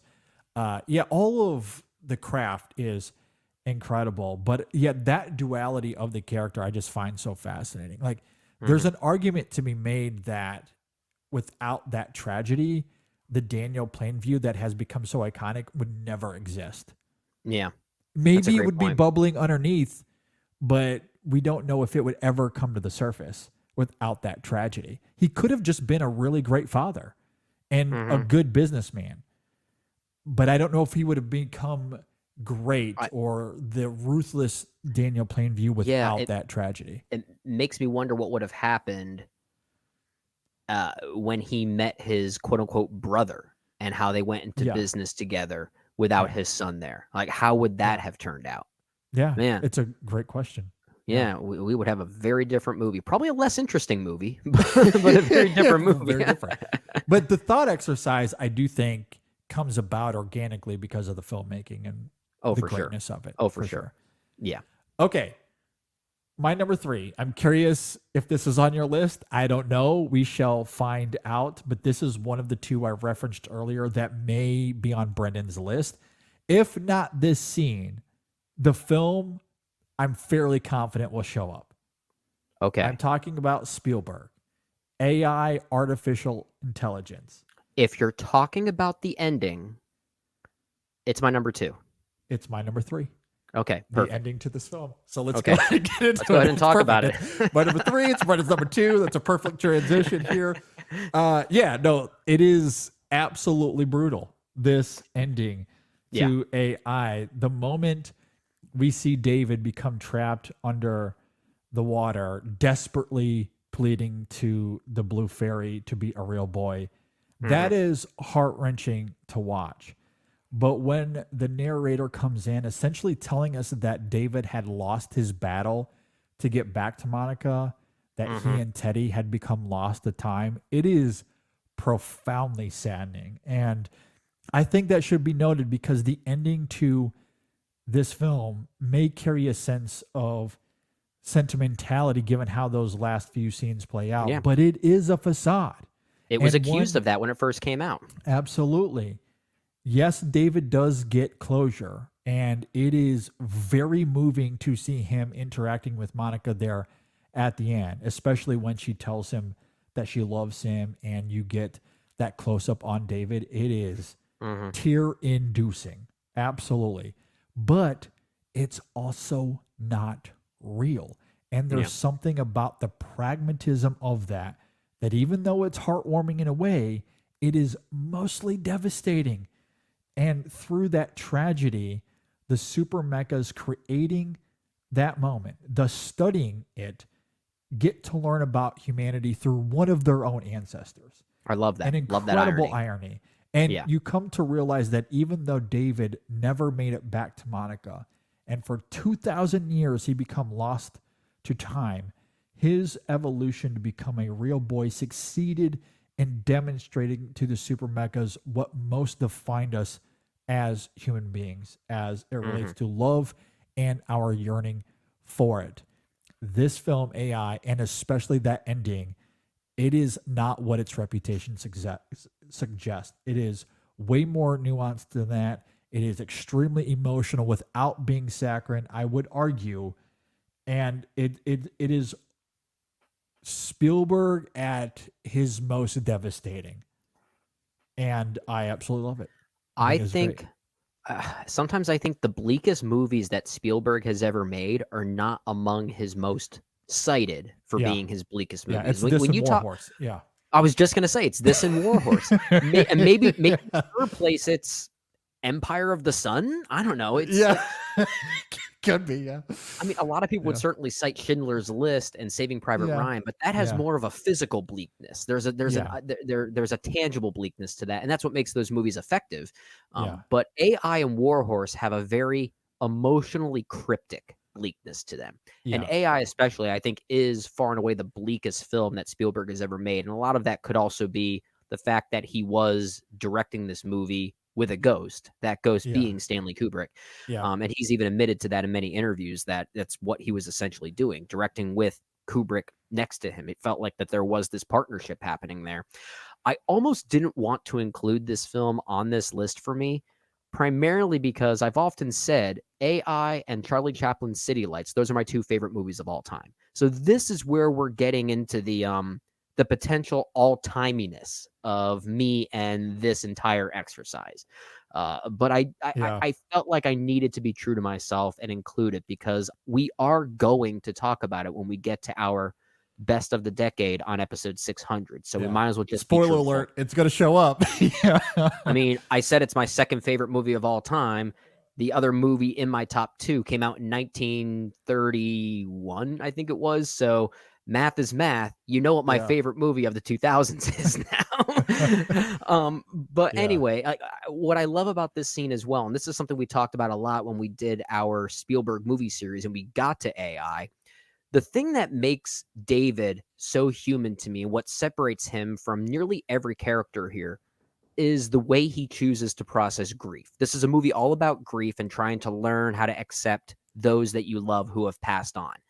The difference here is David willingly knows, or he willingly partakes in this exercise knowing that not only is this one final day with Monica, but it is also a facade. He is aware of that. So he is the only character in this movie that had the strength to say goodbye. And no one else did. And that is perhaps the most profoundly human moment of the movie. And that's really what defines it for me and why I think it's one of the most beautiful pieces of cinematic art ever made. I really do think it is. It's so good. Well, and again, to capture the duality that we're talking about here, it is fascinating that his conviction, as you're talking about, that is the thing that persists.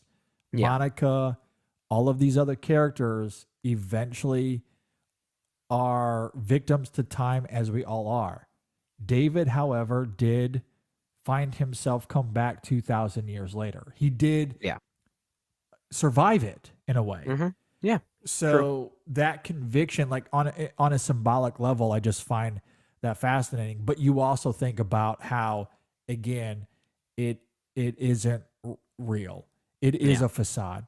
Yeah. So as heartwarming as it might seem, it's actually very, very bleak and arduous. Mm-hmm. And It's artificial. It's artificial. It's artificial. Yeah. Yeah. It's Intelligent, intelligently but artificial. yeah, exactly. Absolutely. What a movie. Great movie. And movie. that scene easily was going to make this list for me. I know this movie got a bit of a conversation started when IndieWire released their 100 best movies of the 2000s, I think it was, and they had this movie at number one. And of course, some people agreed, some people didn't, and we are here to ride the coattails, apparently. Well, they're riding our coattails. We've been leading up to this for 10 years. I know. This has been a 10-year journey for us. It's going to be perceived that we're the one riding their coattails, but we've been defending this movie for what feels like decades at this point. Yeah, for sure. All right, so that was my number 3 and Brendan's number 2. So that leads us to my number 2. Yeah. And a film that, spoiler alert, will end up on my list as it relates to our top 10 movies of the decade that we'll get to in a couple of weeks. It is Wong Kar-wai's In the Mood for Love. What a movie. What a movie. Great movie. I thought about a few scenes here, but the one I chose was the final role play scene that takes place 2/3 of the way through the film. And what's so gorgeous about this film is that it features a man and a woman who are neighbors, and their spouses had cheated on them with each other, and they moved away. So it just leaves us with Mr. Chow and Mrs. Chan. And throughout the film, they act out scenes from their spouse's affair, which is a fascinating coping mechanism.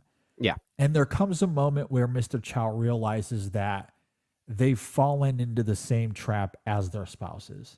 Right. So he decides to take a job in Singapore. But before he leaves, there's a moment where he finds Mrs. Chan in the rain.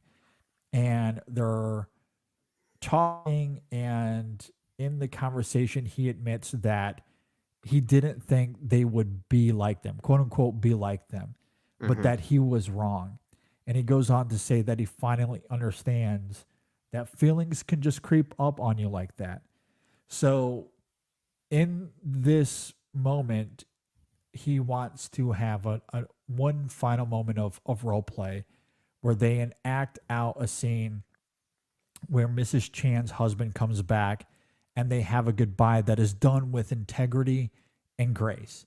But it is also heartbreaking, not just for the audience, but for these two characters as well. Their relationship had become so deeply involved. And once again, this moment exhibits how reality and make-believe had evolved into something that was unrecognizable to them. The lines had blurred to the point where it was all real for the both of them. And it is striking to see how it unfolds. Additionally to the writing and that incredible thematic complexity, Wong Kar-wai's direction and cinematography is stunning. Again, to go back to that word, a lot of the composition here involves putting these characters on one side of the frame while the other side is some sort of wall or barrier. So it feels as if these characters are stuck in some sort of box, in some sort of hole, which I think is imprisoned remarkable or something like that. like a prison, absolutely.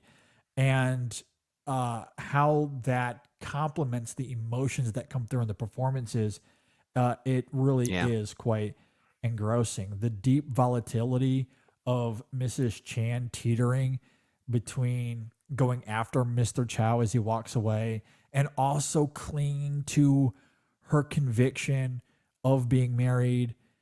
That duality in that final moment, the close-up on Maggie Chung as she contemplates, do I go after him? Do I stay? It is some of the best acting of the entire decade. It is really, really phenomenal stuff. And it crystallizes that relationship, at least when they're together, in this elegant, exquisite way that I absolutely love. The final act and how things unfold from there, it is a little bit different than those scenes when they're together. And it ends in a gripping way that I think is also great. But I think that final moment, that final role play, and leaving in a moment of integrity, which was such a thing they wanted to cling for and not fall victim, even though they did to some degree. I just absolutely, I love it. It's great. It is my number 2 scene of the decade. It honestly fits into a similar spectrum as your pick from Before Sunset. I had a similar reaction to this film where I really struggled to pick a particular scene from it because it all works so interchangeably, almost like it is one scene. But the scene you do pick here is much like your pick for Before Sunset. It is the nucleus of the movie in many ways. And I think it is perhaps the best summation of what this entire movie is going for, what Wong Kar-wai is going for. And I do love the look of it, not just the scene, but the film as a whole. It's so claustrophobic. The fact that it takes place in a very tight area, quite literally, almost makes it feel kind of dystopian in a weird way. And I guess it's no coincidence that Wong Kar-wai would sort of explore this world once again in a sci-fi setting, the film 2046. So Yeah. I guess Also he was very onto good. something Yeah. here. Maybe this is a bit of a dystopian setting in some ways. But Yeah. it certainly feels that way. And I like the way he captures that. And I like the way the performances capture that. So everything about Yeah. this movie, it is one of the best movies of the decade. Certainly an honorable mention for me as well.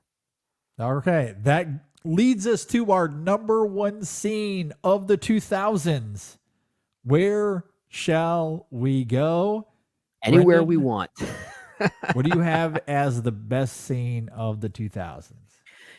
My number one was a pretty clear choice. And I mentioned with my pick from AI, artificial intelligence, that film is in my that film is in my top 2 of all time. My number one pick here is in my top 5 of all time, or at least it straddles within my top 5 or top 10 of all time. Okay. That is from Disney Pixar's Ratatouille. Okay. So I'm going with Anton Ego's Yeah. final review as Okay. the overall best scene of the decade. And I think this is a great scene regardless of the context I'm about to lay out here. But I think it's a scene that gets better and better with time the more you go on film Twitter. I think that's, like, in a way that the scene has aged gracefully because the world around it has aged so poorly. It's Sure. a weird way of saying it, but Yeah. I think back on the beauty of his words, the open-mindedness that critics need to strive for in the world of art and entertainment and whatever that art might be. And then I go and listen to the quote unquote critiques of maybe some other content creators out there, and I realize how many people still need to learn the lesson of Anton Ego, which makes it perhaps one of the most crucial scenes of the year when it comes to what it means to be open-minded and critiquing art in the right way. What does artistic integrity ultimately mean?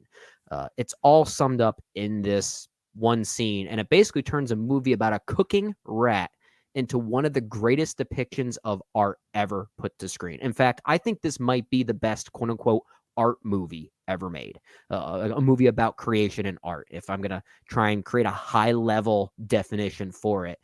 But this scene is what turns this movie into that very thing, into that very thesis. Yeah. And like I said, the world now needs to hear those words, and they need to learn those words more. I think it's a very important scene now more than anything else. Yeah. I don't know if I anticipated this being your number one. I do think it is a little bit of a surprise, but knowing you and your love for the film, it is great to hear. And it is the scene of the film. There's no doubt about it. I have it as an honorable mention here myself.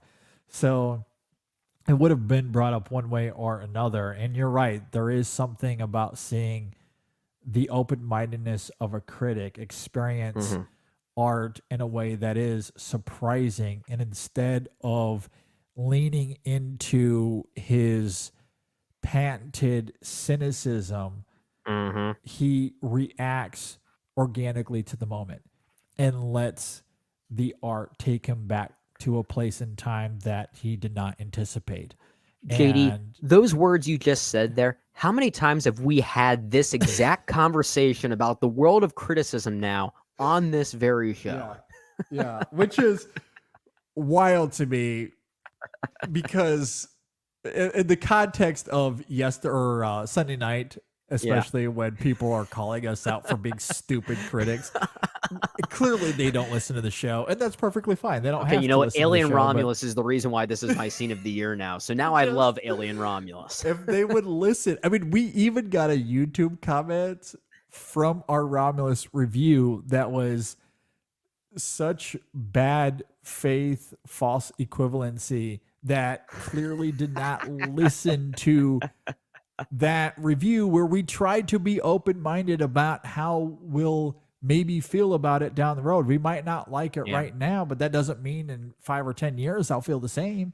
I don't know. And even still, I have positive things to say about that movie. Like, I don't just full out hate it. Conclusion Why are we jumpers. arguing? Anyway, yeah, you're right. We've talked about this a lot. It's why I walked into my Miami Vice a few weeks ago and had a very different experience. If I wanted to be so stringent and maintain my resolve, I had this fight with Jay. I'm going to stick to my argument no matter what. Yeah. What is the point then of doing any of this? I just feel like that leaves you one note and oftentimes myopic. I don't want to be that kind of person. I don't want to be that kind of critic. I want to be open to new experiences and new interpretations. And that is the beauty of Ratatouille and that scene that you're talking about. It's great. Absolutely. It's the ethos of that whole movie, that scene. I love it. It's the ethos of what criticism should ultimately be about. Okay. I'm going to the year 2006 for my number one. It is Alfonso Cuarón's Children of Men. It is the miracle ceasefire one-take sequence at the end of the film. Oh, it's a great scene. Wow, we got Cuarón referenced twice on this list. Two different movies. Bringing him back again. That is the brilliance. Apparently, he's pretty good at his job. He's pretty good at his job. And I have another one in my honorable mentions we'll get to here in a little bit. Oh, okay. Wow. Okay. Very good at his job. Very good at his job. Absolutely. So, as we all know, if you've seen this film, the setting of Children of Men is very lived in. You feel every step of the way. It is harsh. It is stark. The timing is urgent. Emmanuel Lubezki's cinematography is almost otherworldly in how it complements the dreary of the world that Cuarón creates. Yeah. But underneath all of that is something deeply powerful and affecting regarding its notions of hope. That feeling is captured best in what is the scene of the decade for me during this fierce firefight as Theo attempts to rescue the baby and her mother. It's famously an elongated one-take sequence that culminates in this breathtaking moment of ceasefire. But before the ceasefire, there's another stunning shot that I think sadly gets lost in the discourse on this scene. As they're attempting to escape, there's this explosion on the building, and the camera cuts from the baby to the hallway where we see everybody staring at her in awe of her existence.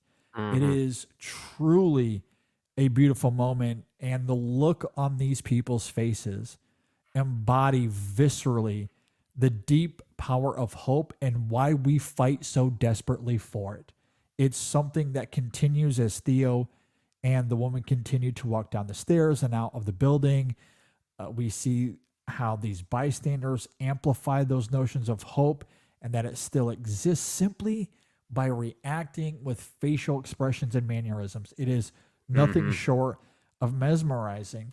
And then, of course, it crystallizes with the ceasefire that is astoundingly gripping and arresting, and how even the soldiers are affected by the birth of this baby, even if for a brief moment. It is remarkably evocative how this film taps into hope in a situation, in a world that feels utterly hopeless, but then everyone pauses to recognize that the future now has something for us to attain to. There is a glimmer of hope, and it comes through beautifully. Like that juxtaposition of theme and emotion to the urgency, to the fighting, to the dystopian imagery that we see, and the violence of it all. It is incredible. It is some of the best filmmaking of the 2000s for sure. It is Cuarón at his very best. And again, in terms of what cinema has to offer, visually, the sound, the score, the performances, it is all immaculate. In terms of sitting in a theater and experiencing what cinema has to offer, it is breathtaking on that front. And then to what we said in our criteria, as far as being moved by a sequence, that it's is sort of it's like the buffet. Part of this like as the well. buffet. It has everything. It's a buffet. It's a cinema buffet. I love it. My number one scene of the decade. You know what's really interesting about Children of Men, especially when it comes to the conversation on long take sequences in movies. There's often this sort of back and forth on, oh, that was one take, it was great, versus those that say, oh, it wasn't quite one take, that's fake, it doesn't really matter. You watch Children of Men, and you know those sequences are slightly edited together in a way to make it look like one take, and everyone seems to agree it still looks amazing. Like no one seems to have that argument with Children of Men. Yeah. And I think it just comes down to why it might actually be among the best directed films of the entire decade, and the fact that it was so minusculely represented at the Academy Awards is kind of baffling. It was a very undersold film from a campaigning standpoint. It really should have been more front and center outside of just the screenplay nomination it got and a few other things, if I'm not mistaken, because it is so well crafted. And you're right, this final sequence is the perfect summation of what makes a great movie, from not just from this decade, just in general. I think it's quite amazing. Great film. Yeah, absolutely. All right, let's try to get through some of these honorable mentions. I know we have a lot here. Try. Where do you want to begin? Okay, I'll just quickly read off maybe the films that rounded out my top 10 and then go through a few others. And I'll be quick about this because I have a lot here that I know you'll also mention, but I know you'll also have some extra ones here that I won't mention. So I will say, just missing my top 10 were from The Assassination of Jesse James by the coward Robert Ford. The ending there, No Eulogies for Bob, I think is one of the most profound endings of the year. Sure. Another one of my favorite performance pieces of the year is Bjork's performance in Dancer in the Dark. Yeah, her prison scene where she's here. singing My Favorite Things in the most heartbreaking way is one of my favorite pieces of acting of the year. And I certainly thought about that. The ending to The New World, Terrence Malick's The New World, one of his best endings. Have that as well. Of course you do. Of course you do, because we have the same That's so brain. heartbreaking, that narration as he's reading the letter. It's devastating. It's one of the most beautiful things. Good. It's one of Terrence Malick's best films. It might have it's that and The Thin Red Line are the two I tend to go for. Even though I recognize The Tree of Life is probably his best film, but I'm just so profoundly moved by what The New World is doing. I also had somewhere in my top 10 the Tiny Dancer sing along from Almost Famous. And of course, you can't go wrong with a great scene from Sam Raimi's Spider-Man 2. And all I have here listed is Go Get 'Em, Tiger. Nice. Okay. Yeah. A few others here very quickly. The He Needs Me montage from Punch Drunk Love. The second Man of Constant Sorrow performance from Oh Brother, Where Art Thou? Yes. I think is one of the best music performances of the entire decade. The final howling from Where the Wild Things Are. Buckbeak's Flight from Harry Potter and the Prisoner of Azkaban. The Dunkirk tracking shot from Atonement. Okay. I'll stop there. Okay. What else do you have, JD? Okay, well, just to round out my 6 through 10, because I noted earlier I do have a top 10 here. At number 6 for me is I've Had a Rough Year, Dad from the Royal Tenenbaums. Oh, so good. Gutted me to leave that out of my top 5, but again, math is what it is. At number 7, I talked about earlier, that's the There Will Be Blood moment. Yeah. At number 8 is Belle's spirituality and the reveal of that in No Country for Old Men. I absolutely adore. Number 9, Where the Wild Things Are, that ending beach sequence and his embrace with his mom at the end. I texted Brendan earlier, again, because I've been doing homework for this for about a week now. I simply started watching clips. I didn't even revisit the film. I simply watched clips of the ending to that film and became a sobbing mess. Kind of undone. It's almost like you were trying to create a misdirect for me, because I half expected it to show up in your top 5, and here it is just outside of it. Yeah, it's still in the top 10, though. I absolutely love it. All right, and then at 10, I would have the phone call scene, the uncool sequence. I would dub it in Almost Famous. Lester Bangs, it's another good one. A great character. Yeah. As far as some others, the final scene to Wendy and Lucy, and that's another one. I didn't text Brendan, but I similarly watched that ending sequence because I do believe it's streaming on Max, some service. At any rate, I ended up watching the entire sequence and was gutted. Absolutely gutted. I absolutely love that film. Yeah. Crouching Tiger, Hidden Dragon, a lot of the fight sequences are equally beautiful, similarly to Hero. Wall-E, the space dancing moment in that film is really great. Almost saw The that. TV show scenes in Bamboozled are wow, absolutely incredible. You had want to no- talk about Spike Lee at his angriest? Oh boy, Bamboozled! What a revisit movie. it was to Wow. go to that movie. The hallway fight in Old Boy, I think, is fantastic. The ending Okay. reveal is also quite shocking and great. Okay. Yeah. In Atonement, I have here, although the Dunkirk sequence is great, but Robbie stumbling upon the dead children is a moment I have here. Okay. The Fellowship of the Ring. That's another one of those movies where it's like the whole movie is an honorable mention. But I wanted to at least Oh gosh. shout out Thou Shall Not Pass and that whole sequence because it's become iconic now. Like from that film anyway. Like it's been in the culture in such a big way that I at least wanted to throw that out. Yeah. Yeah. Yeah. Absolutely. In addition to the moment you talked about on E2 Moment Bien, the ending dancing or that dancing moment that takes place. That was the the other one I almost thought about, but I had to go back to that moment earlier on that just spoke to me in a great different moment. way. No, Yeah. absolutely. Yeah. In Signs, the asthma moment there in the basement, breathtaking as well. Spider-Man 2, Aunt May's speech. I was broken when I went to see that in the theater with my son earlier this year. So I had to call that out here. Yeah. The Curse of the Black Pearl. I really do believe it's some of the best of the decade. Yeah, it is. Especially, again, it's one of those things where in context of how movies are made today, we just don't get Curses of the Black Pearl anymore. So We don't. but Yeah. like the every moment of introduction- spectacle in that movie. Yes, is- it's just yeah. I agree. That's a great way to phrase it. Yeah. Big Fish will finishes Ed's story for him as he's on his deathbed. The Prisoner of Azkaban.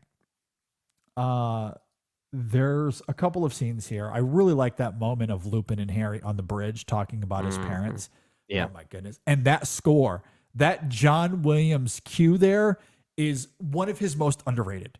It is I think remarkable. it's the best score of the whole franchise, if you ask me. Oh my gosh, it's so good. But I also think about that lake sequence at the end when it's Harry that's out there on the lake. He thinks it's his father initially, but it's him. And because this film is so emotional with Harry dealing with the death of his parents and having those conversations with Lupin, when he yells out "Expecto Patronum," it's guttural. Like it comes from this deep place of grief and longing that is incredible in the performance there.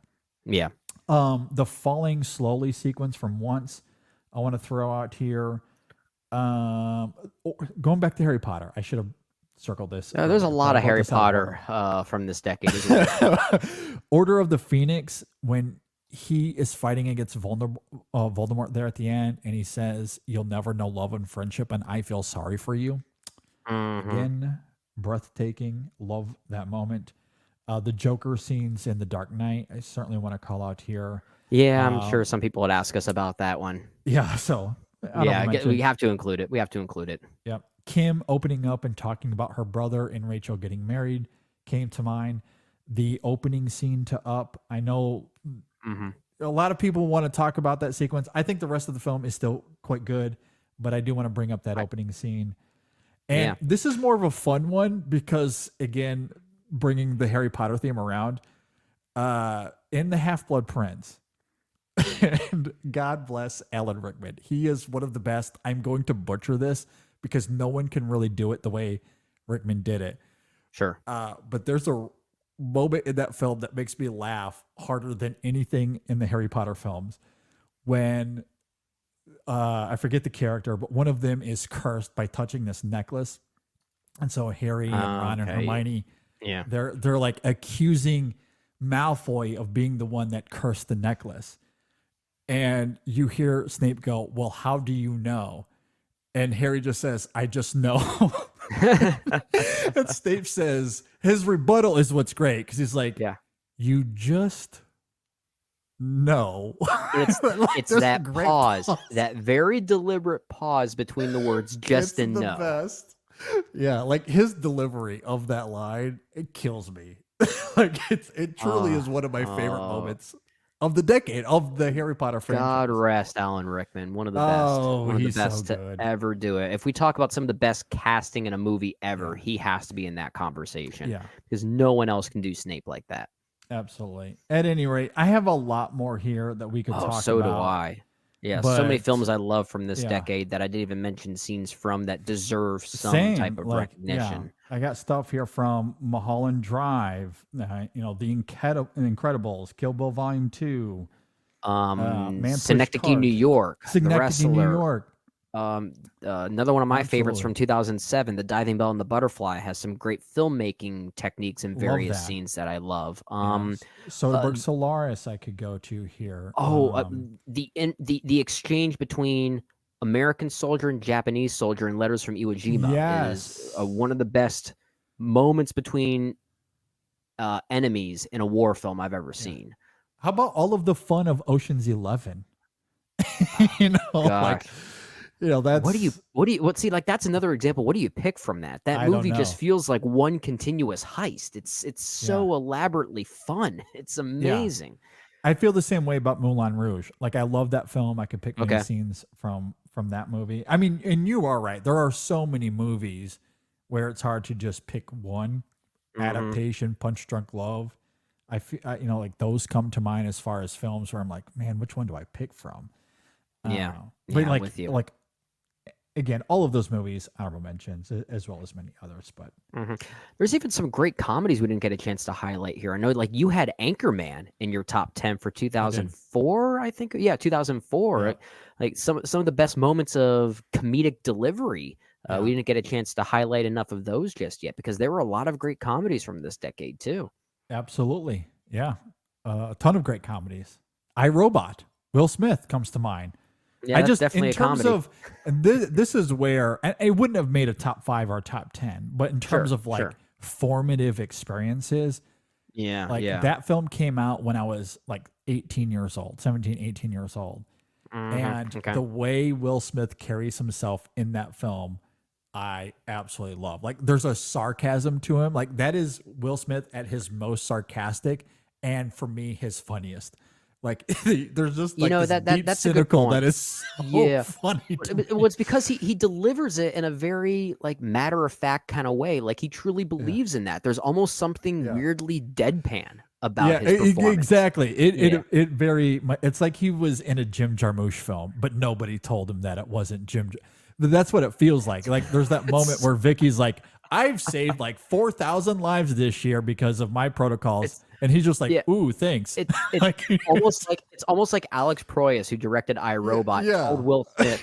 He told him to watch Ghost Dog and do that. Exactly. Yeah, exactly. That's great. Yeah. So anyway, that comes to mind as far as Oh my comedic sensibilities of the decade. Movies are good, man. Movies are Good stuff. This was a lot of fun. I know we're going a little long here, so we'll end it there. If you agree or disagree with anything we had to say, please leave a comment below. As always, if you're for those watching on YouTube, if you're listening on Apple Podcasts or Spotify, reach out to us. Social media: Facebook, Twitter, Instagram. You can email us InSessionFilm@gmail.com.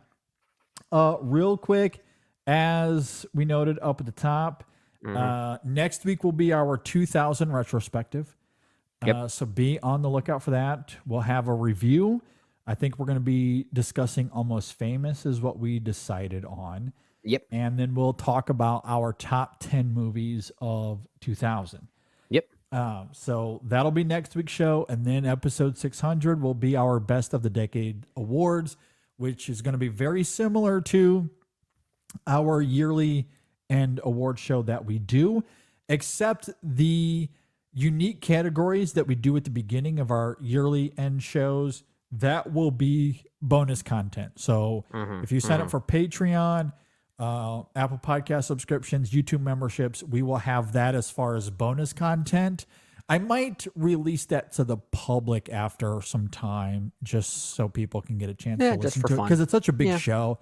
But I'll release it early for our patrons and subscribers. Okay. However, that will be recorded separately. As well as I think because we did this last time, I think we are going to try to also do a bonus content episode where we revisit our top 10 lists for the decade as well for all the years. Yeah. We'll put a post up on the website with the new updated list as well. So you can be on the lookout for all that. It's going to be a lot of fun, a lot of great stuff happening. As far as this week is concerned, we'll have reviews for Alien Romulus. That is available right now. Yep. We'll have a review for Sing Sing coming very soon as well. There'll be Women in Session and Chasing the Goal this week, later on in the week. So be on the lookout for that as well.